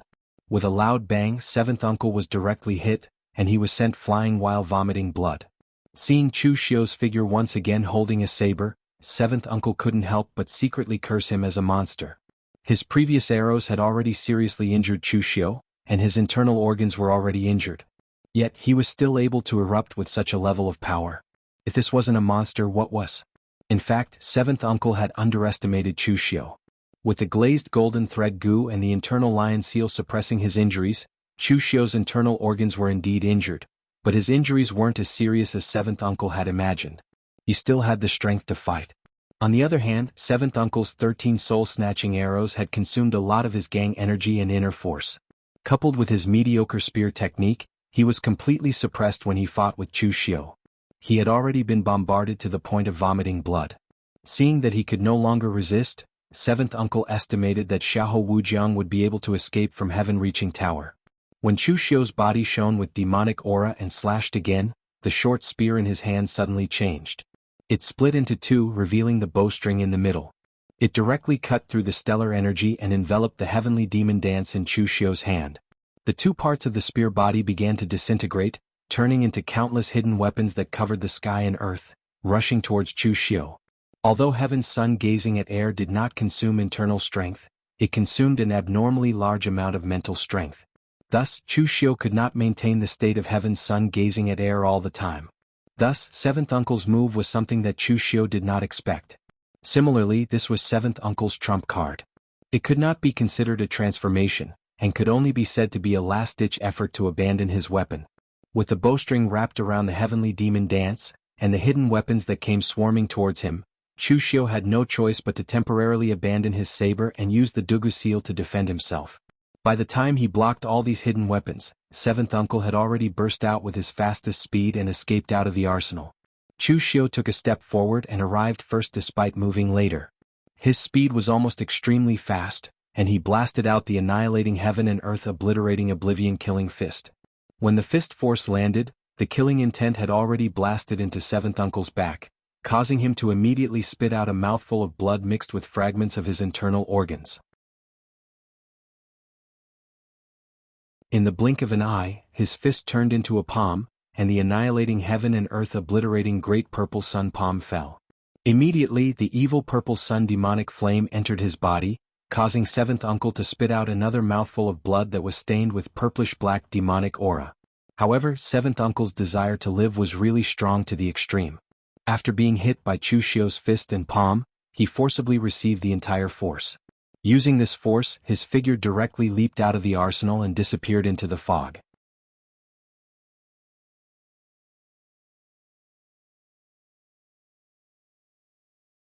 Chapter 364. Seventh Uncle escaped from the arsenal. Chu Xiu did not chase after him because there was no need to do so.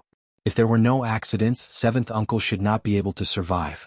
The explosive power of the great violet yang hand of extinguishing skies and extinguishing earth might not be enough, but the power of the purple yang demonic flame that followed was like a maggot in one's bones, and it was impossible to ignore. If seventh uncle was at his peak, he naturally would not be afraid of the purple yang demonic flame. However, Chu Xiu had severely injured him and then used the oblivion-killing fist to shatter his opponent's internal organs. At this moment, seventh uncle was already an arrow at the end of its flight. The purple yang demonic flame was definitely a fatal existence for seventh uncle in this state. Unless he could meet a unity of heaven and man expert who was willing to help him expel the purple yang demonic flame, seventh uncle would definitely die. Of course, Chu Xiu did not go to a safe place to catch up with seventh uncle because he had exhausted himself a little. After all, seventh uncle's strength was obvious. This time, if Chu Xiu had not comprehended the heaven's sun gazing at air at the last moment, he would have been in danger. Although Chu Xiu won in the end, he had also exhausted a lot of his strength. It was better not to chase a cornered enemy, and it was more important to take care of the benefits in front of him.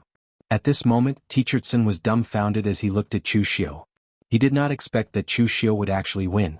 Seventh uncle, whose strength definitely far exceeded his own, was actually beaten by Chu Xiu to the point of vomiting blood and escaping with serious injuries. No matter how he looked at it, it was a little unbelievable. Chu Xiu flashed a sinister smile at Teacherson. Eldertson, I've already said before that standing on Xiahou Wujiang's side was a wrong decision. You will regret it. Now that you've seen the results, I'm right. Your choice was wrong. Chu Xiu waved his hand and his stellar energy erupted. The heavenly demon dance, which had been entangled by the bowstring, was sucked back into Chu Xiu's hand. Demonic energy soared into the sky. Without a word, he slashed at Teacherson. Teacherson, who was currently fighting with Lu Fengxian, also did not say anything. The sword in his hand glowed with purple and green lightning. However, he did not fight Chu Xiu head-on. Instead, he repelled Lu Fengxian's halberd, called out to his disciple and turned to flee. Teacherson was indeed a wily old fox. His ability to steer the ship according to the wind was very strong. The moment he saw that the situation was not good, he immediately fled. He was very decisive. Just Lu Fengxian alone was enough to make him unable to defeat her. She was very difficult to deal with. Now there was also Chu Xiu, whose strength even made him feel frightened. There was no way he could fight them. If he did not escape, he would be courting death. Moreover, Teachertsen was indeed very regretful. He regretted not choosing to stand on Chu Xiu's side. If he had stood on Chu Xiu's side, although he would not be able to monopolize the treasures in the Sky-Split Tower, he would at least be able to get a third of it. Unlike now, he did not obtain any benefits and could only leave with his tail between his legs. However, no matter who it was, 99% of the people would choose to ally with the Xiahou clan. After all, standing on the Xiahou clan's side would give them the highest chance of winning. However, who would have thought that Chu Xiu's strength would be so abnormal? He could even turn the tables in such a hopeless situation. Seeing Teachertsen's fleeing figure, Lu Fengxian walked over and asked Chu Xiu, "Should we give chase?" Just now, when Lu Fengxian fought with Teachertsen, she felt very stifled. She had never seen such a cunning opponent. In a real battle, both sides would use all their trump cards. It was still unknown who would emerge victorious between Lu Fengxian and Teachertsen. However, Teachertsen deliberately did not confront Lu Fengxian head-on. He was clearly a realm stronger than Lu Fengxian, but he deliberately delayed. He did not want Lu Fengxian to rescue Chu Xiu. Moreover, he did not want to get injured and fight for his life. It was truly disgusting. Chu Xiu waved his hand and transmitted his voice, "There is no need to give chase. My internal organs are injured. I was just trying to scare him. If he did not leave, we could find an opportunity to kill him. However, he has escaped. It is impossible to catch up to him even if we wanted to." Lu Fengxian nodded and followed Chu Xiu towards the green tongue tree in the center. The warriors who were still fighting along the way made way for them. Even the people of the Yu Maiden Palace were the same. Winner takes all. Now that the people of the Xiahou clan had escaped with heavy injuries, and the people of the Ba Mountain Sword sect had also escaped, Chu Xiu's side was undoubtedly the strongest.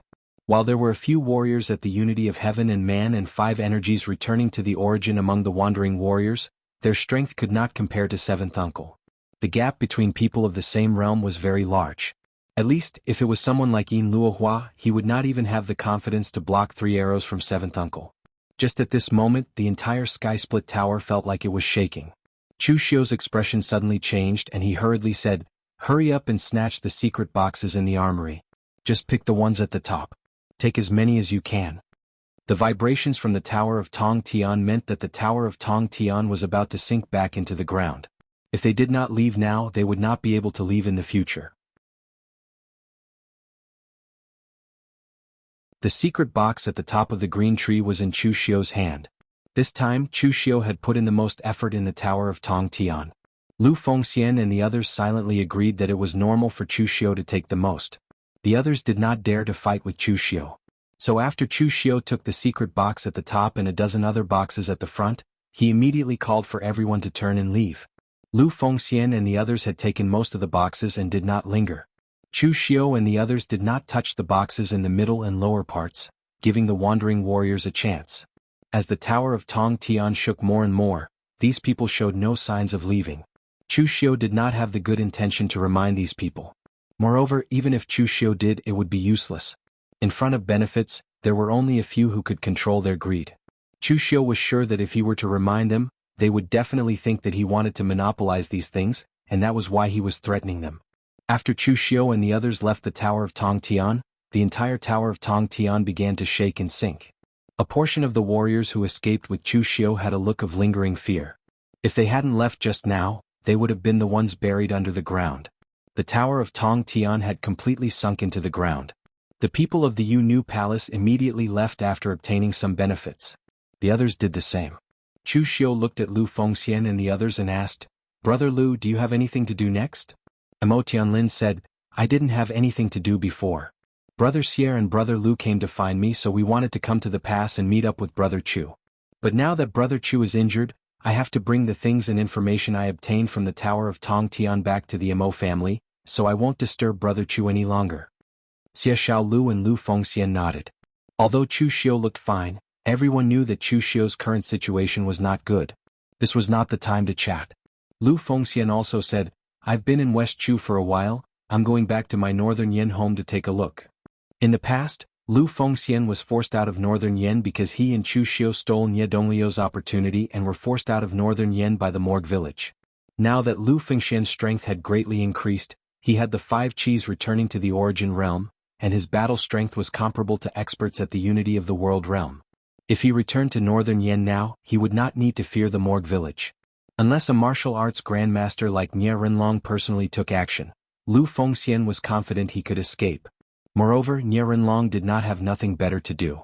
He was a dignified martial arts grandmaster, the head of the Morgue village. He had countless things to do. He was bored, so he came to find trouble with Lu Fengxian because of some trivial matters between the younger generation. After they chatted for a while, Chu Xiu took his things and said goodbye to them. At the same time, on a small road near eastern Qi, Xiahou Wujiang was waiting for his seventh uncle. Being forced out of Tongtian Tower, Xiahou Wujiang was so angry that he almost crushed his teeth. Xiahou Wujiang did not hate himself for not obtaining the treasures in Tongtian Tower, but he hated himself for being defeated by Chu Xiu. It seemed that from the time he met Chu Xiu, he had never taken advantage of Chu Xiu. However, Xiahou Wujiang did not think too much about it. He was not a weak-minded trash like Lin Kaiyun of Sword King City, who could not recover after being defeated by Chu Xiu. He was the future heir of the Xiahou clan. After being taught a lesson by Xiahou Zhen, Xiahou Wujiang also knew that he would not be facing some internal competitors of the Xiahou clan, nor would he be facing young martial artists like Chu Xiu or Mo Tianlin, but the heroes of the entire Jianghu. Only by taking a long-term view could he go further. He had suffered several losses in the hands of Chu Xiu, but he did not believe that he would suffer a loss in the hands of Chu Xiu in this life. However, at this time Xiahou Wujiang was still puzzled. It had been so long, why hadn't his seventh uncle arrived? Xiahou Wujiang had never thought that something would happen to his seventh uncle. As Xiahou Zhen's confidant, his seventh uncle was carefully selected by Xiahou Zhen. His strength was absolutely outstanding among his peers. Even if his 13 soul-stealing arrows had been used up, nothing should have happened to him. However, at this time, a figure staggered over, vomiting blood as he walked.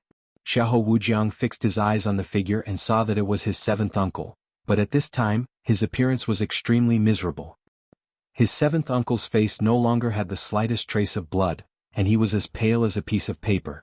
In his meridians, there were wisps of purplish-black aura running back and forth, looking extremely evil. Seventh uncle.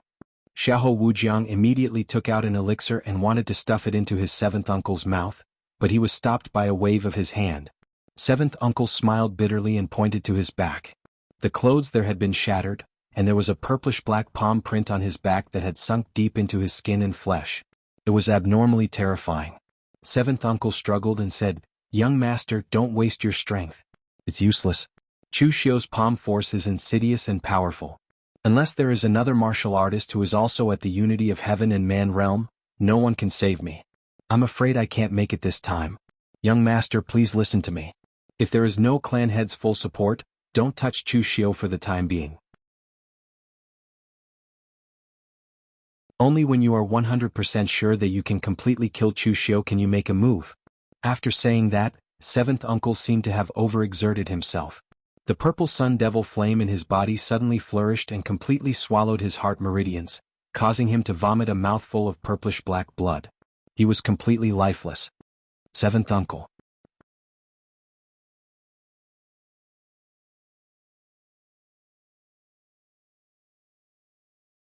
Chapter 365.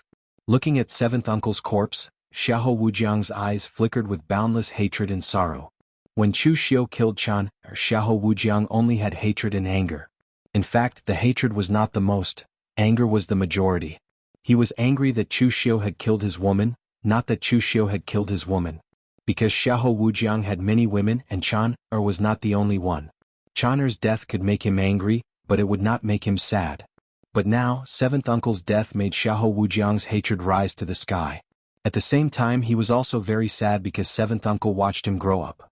Although Xiahou Wujiang showed his talent when he was young, Xiahou Zhen was extremely strict with Xiahou Wujiang. He let seventh uncle and others supervise his cultivation and punish him if he made a mistake. At this time, seventh uncle, as Xiahou Zhen's confidant, did not do everything according to Xiahou Zhen's instructions. Instead, when Xiahou Wujiang was too tired, he would go easy on him, and when Xiahou Wujiang was punished, he would also help him plead for mercy. Therefore, for Xiahou Wujiang, seventh uncle was no different from his real family. He was even much better than those uncles of the Xiahou clan who schemed against him the moment they met and dug holes for him. But now, seventh uncle was dead and he died in the hands of Chu Xiu. How could Xiahou Wujiang not hate him? But no matter how much he hated him, Xiahou Wujiang was not stupid enough to go back to Chu Xiu to take revenge at this time. Seventh uncle was dead. He was not finished, and the Xiahou clan was not finished either. At this time, Chu Xiu naturally did not care about seventh uncle's life or death. After getting the things in the Tower of Babel, Chu Xiu immediately returned to the Guanxi land to count the spoils. In the original plot, the most precious thing in Tongtian Tower should be the body refining skill, which was considered a good skill in the whole world. Now that the secret box was in Chu Xiu's hands, if Chu Xiu's guess was right, it should be this thing. The box looked simple and was made of ordinary black iron. If it wasn't for the fact that it was placed on the highest floor of the armory, Chu Xiu wouldn't have believed that it was the most precious book in the armory. When he opened the secret box, there wasn't just one cultivation technique inside. Instead, there was an entire set. The top cultivation technique had 5 words written in gold: Vajra Superpower. In the Jianghu, when it came to Taoist, Buddhist, and demonic sects, the most common were the 3 sections. It was just that the demonic Tao was on the decline. On the other hand, Buddhism was revered in the north and the south. The North Buddhist sect, the Great Light Temple, cultivated the physique, while the South Buddhist sect, the Subodhi Monastery, cultivated the Dharma. These 2 sects practically encompassed 90% of the Buddhist martial arts in the entire pugilistic world. In particular, the Great Light Temple. Almost all the Buddhist body refining skills in the world originated from the Great Light Temple. This was the case both in ancient times and now. Of course, this was not absolute. This was the case with the Vajra superpower. It was created by an eminent Buddhist monk who didn't belong to the Great Light Temple. However, when it was cultivated to the peak, its power was not inferior to the Great Light Temple's body refining skills. The main purpose of the Vajra superpower was simple and direct. It was to cultivate the power of the physical body and evolve the power of Guardian Vajra. However, if this was all, then the Vajra superpower could only be regarded as a low-class or mid-class body refining skill. It would definitely not be ranked in the Jianghu. It would not be collected by the sky-reaching martial sect and regarded as the most precious cultivation technique book. The entry level of the Vajra superpower was slightly mediocre. What could really unleash the power of the Vajra superpower was the subsequent changes. Legend had it that the Vajra superpower was formed by the 32 Vajra Dharma of Buddhism. Those who cultivated it could obtain the power of Vajra superpower. When cultivated to great success, they could comprehend and condense their own Dharma. In fact, when they reached the peak, they would not be constrained by the power of the Dharma. Their appearance would be completely removed, and only their spirit would remain. They would reach the realm where their spirit would move and their power would be generated. Simply put, whether the Vajra superpower was powerful or not depended on the cultivator.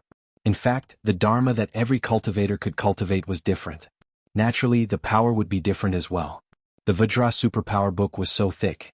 In fact, only a portion of the main cultivation techniques took up.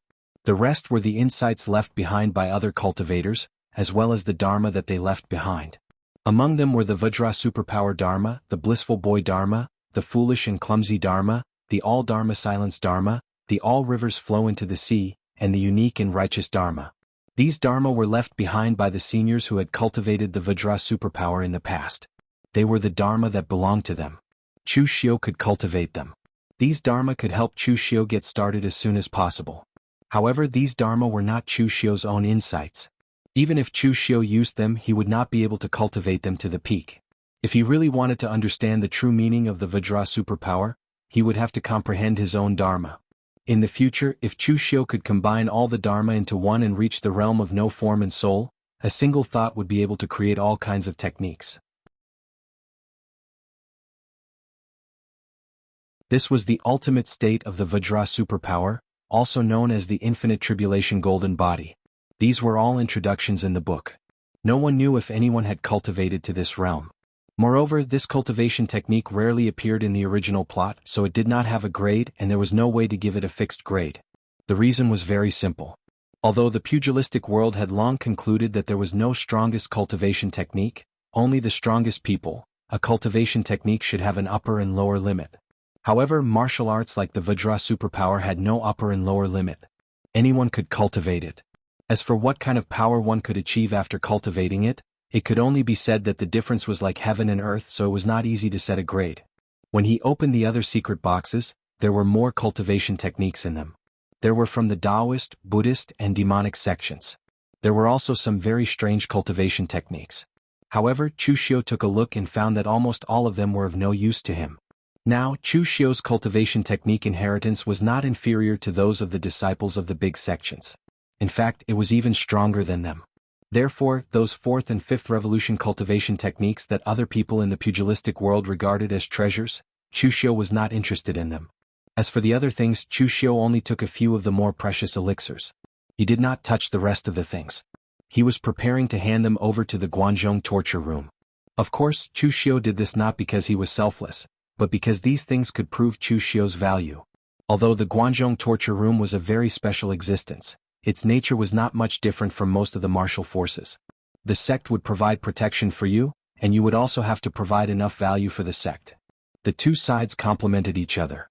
All along, Chu Xiu had already provided a lot of reputation for the Guanzhong torture room. Now, these things from the Tower of Babel were the benefits that Chu Xiu could provide for the Guanzhong torture room. Therefore, when something happened to Chu Xiu, it was the Guanzhong torture room's turn to protect him. This was also the reason why Chu Xiu dared to kill Ming Chen. Of course, if the Guanzhong torture room was afraid of trouble, they could choose not to protect him. But then what would happen to the people's hearts? A force that couldn't even protect its own people was bound to be divided and would probably be on the verge of decline.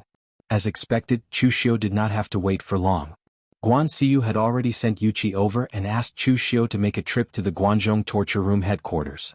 When he saw Chu Xiu again, Yuqi took the initiative to salute Chu Xiu and said, "Official Chu, you've caused quite a commotion this time." Yuqi was a person who knew his limits. In the past, Chu Xiu's rank was similar to his, so Yuqi could treat Chu Xiu as an equal. But now Chu Xiu was already a torture officer.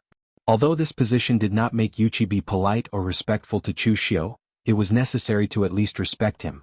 Chu Xiu waved his hand and said, "Brother Yuqi, we've known each other for such a long time. If you're being so polite, you're treating me like an outsider. Let's just address each other like before." As for the Skirich Tower incident this time, the pugilistic world has always looked at the person with the bigger fist in the most things. Do you think I should take the initiative to share the things with others? Hearing that, Yuqi laughed bitterly and said, "Although that makes sense, Brother Chu, you killed the people from the Temple of Great Light in front of everyone this time. You were a little too ruthless. I'm afraid this matter won't be resolved so easily. Anyway, the Hall Master sent you to the headquarters to discuss how to resolve this matter. Brother Chu, you'd better be mentally prepared." Yuqi did not have any ill feelings towards Chu Xiu because Chu Xiu knew his limits. Previously, Yuqi had addressed Chu Xiu as Lord, but that was because he understood the rules. If Chu Xiu were to forcefully accept it, although there was no problem, it would inevitably make people feel that he was inflating his ego, and it would be somewhat uncomfortable. Therefore, Yuqi asked Chu Xiu to be mentally prepared and think about how to deceive this matter on the way. Chu Xiu was not worried at all. Instead, he chuckled and cupped his hands. "Thank you for your advice, Brother Yuqi." With that, Chu Xiu followed Yuqi and headed for the headquarters of the torture chamber. When they arrived at the Guanzhong torture room, it was already night. Chu Xiu was in no hurry to see Guan Xiu. Instead, he asked Yuqi to find a guest room in the headquarters for him to stay in. After all, he was now a torture officer, so he still had this treatment. After nightfall, Chu Xiu sat in the room and drank tea. The room was shrouded in a black demonic mist, but there was also a fragrant wind. Mei Qinglian's figure appeared within. Chu Xiu was surprised. "Madam, you dare to make a move in the torture chamber's headquarters? Aren't you afraid of Guan Xiu noticing?" Mei Qinglian walked to the chair beside Chu Xiu and sat down. She said lazily, "Him? As long as I don't want him to notice, he won't be able to. Also, don't call me madam. Since you know my identity, do you really think I'll stay beside that old thing for the rest of my life?" Chu Xiu smiled. "Then what should I call you? Sect Master Mei?" Mei Qinglian waved her hand. "Forget it. None of the Yin Demon Sect's sect masters had a good ending. Moreover, I've never inherited the position of the Yin Demon Sect's sect master. When there were still a few people in the Yin Demon Sect, I was the Yin Demon Sect's saintess. Moreover, I'm also your elder. If you want to call me, just call me saintess. Also, you're quite bold this time. You killed the martial monk instructor of the Great Light Temple's Vajra department just like that." After Guan Xiu heard about it, he was so angry that he smashed his cup.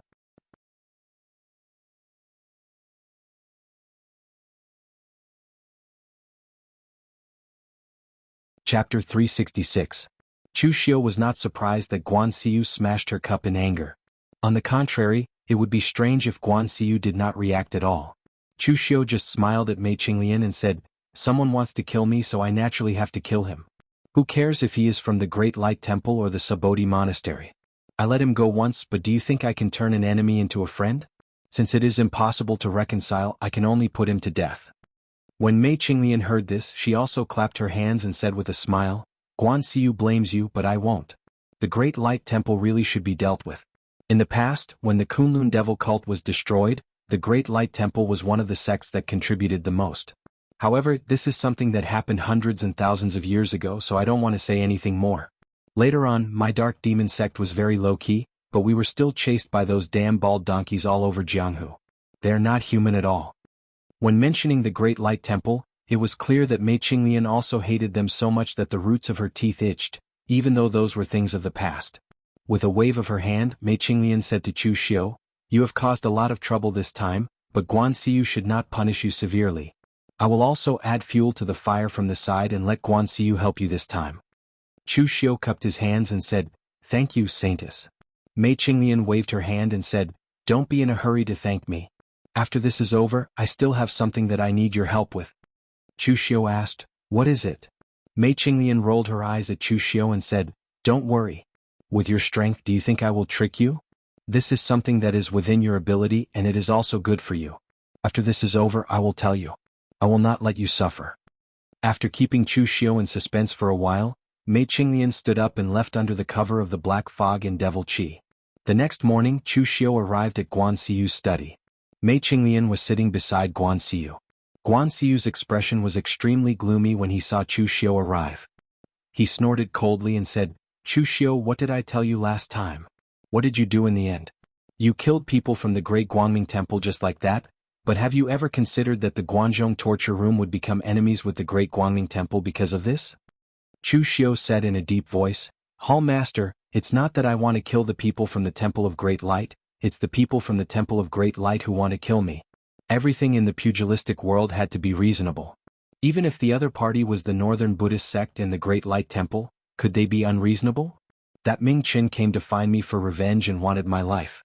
Could it be that I had to endure it? However, I will take responsibility for this matter alone. I was the one who killed them, and it has nothing to do with the Guanzhong torture room. This is also a personal grudge that was formed before I joined the Guanzhong torture room. I am willing to leave the Guanzhong torture room and bear the consequences of this matter alone."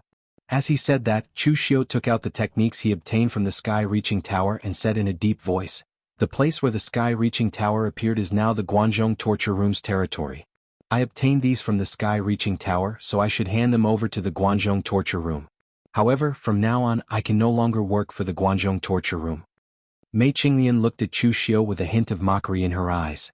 Even she could see through this act of retreating in order to advance, let alone Guan Xiu. However, in the current situation, Chu Xiu's move was still useful. At least Guan Xiu would not do something that would cause dissension in the Guanzhong torture room. Mei Qinglian said, "Master, this time, the monks from the Temple of Great Light were too overbearing. If Chu Xiu had backed down and escaped, not only would the Guanzhong torture room not be able to get the items in the sky-reaching tower, our reputation would also be tarnished. Ming Chen was just a martial monk instructor under the Vajra Yard. He was not a famous person in the Jianghu. Would killing him provoke the abbot of the Temple of Great Light?" Hearing Mei Qinglian's words, Guan Xiu's expression became a little better. However, he still snorted and said, "All right, stop acting. The Guanzhong torture room will help you handle this matter. However, you must carefully consider the consequences before taking action next time.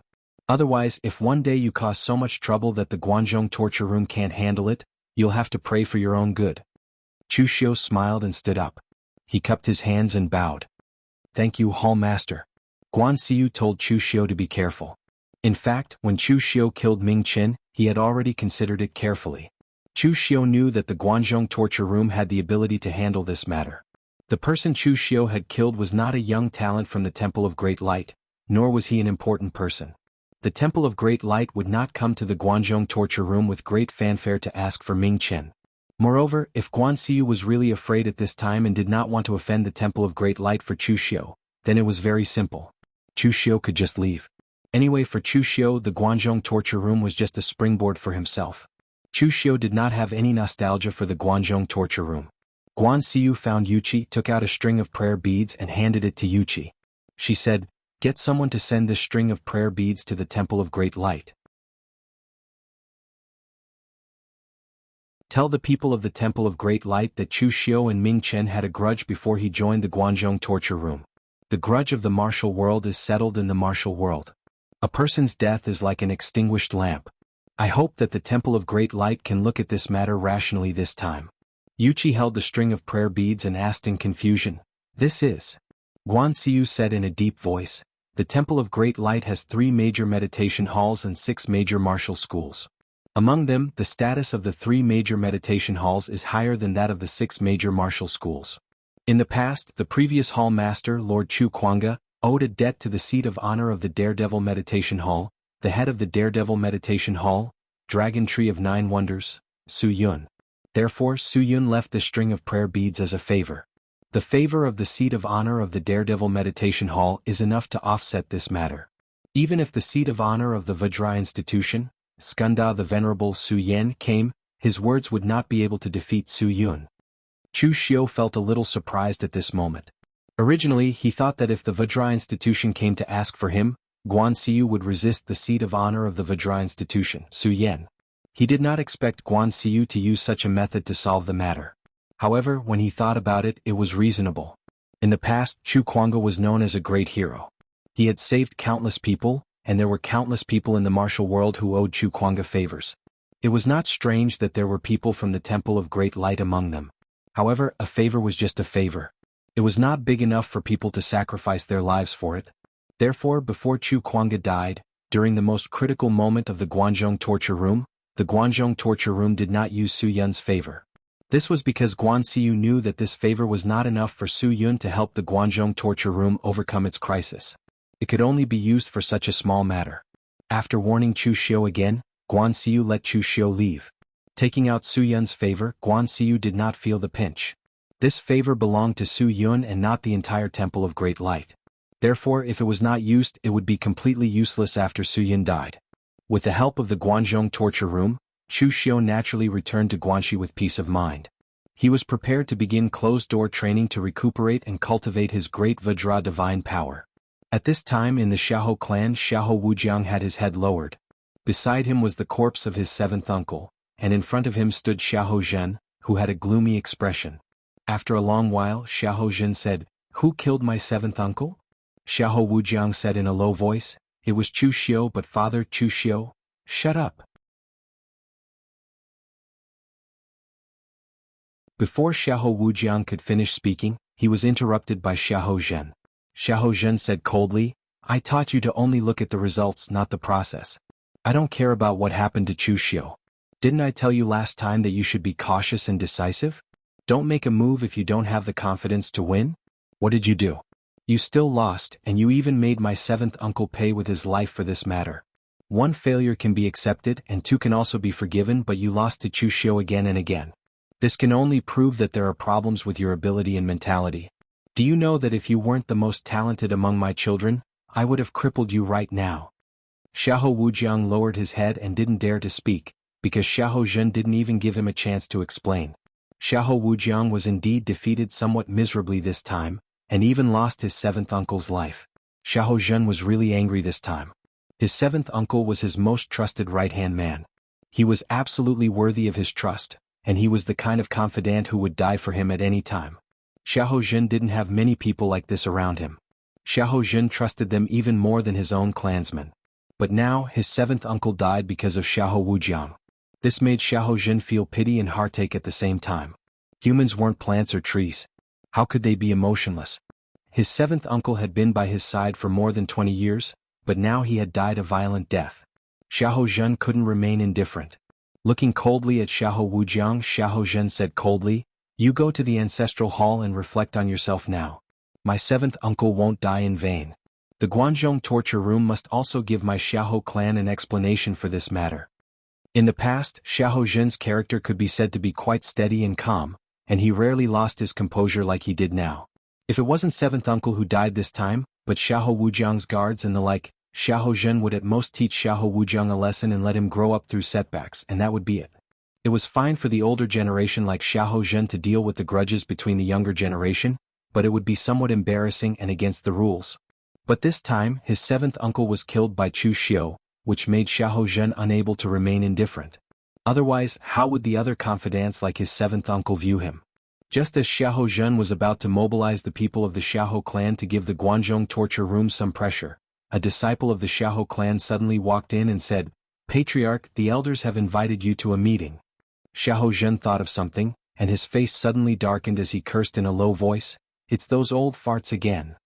You're tuning in to the Han Li's Wuxia Chronicles YouTube channel. We're so grateful for your support, and don't forget to subscribe to join us on this incredible journey through captivating stories. Your generosity through donations truly makes a world of difference, as it's the primary source of revenue that allows me to expand and enhance this channel for you. Thank you from the bottom of my heart for being a part of this adventure.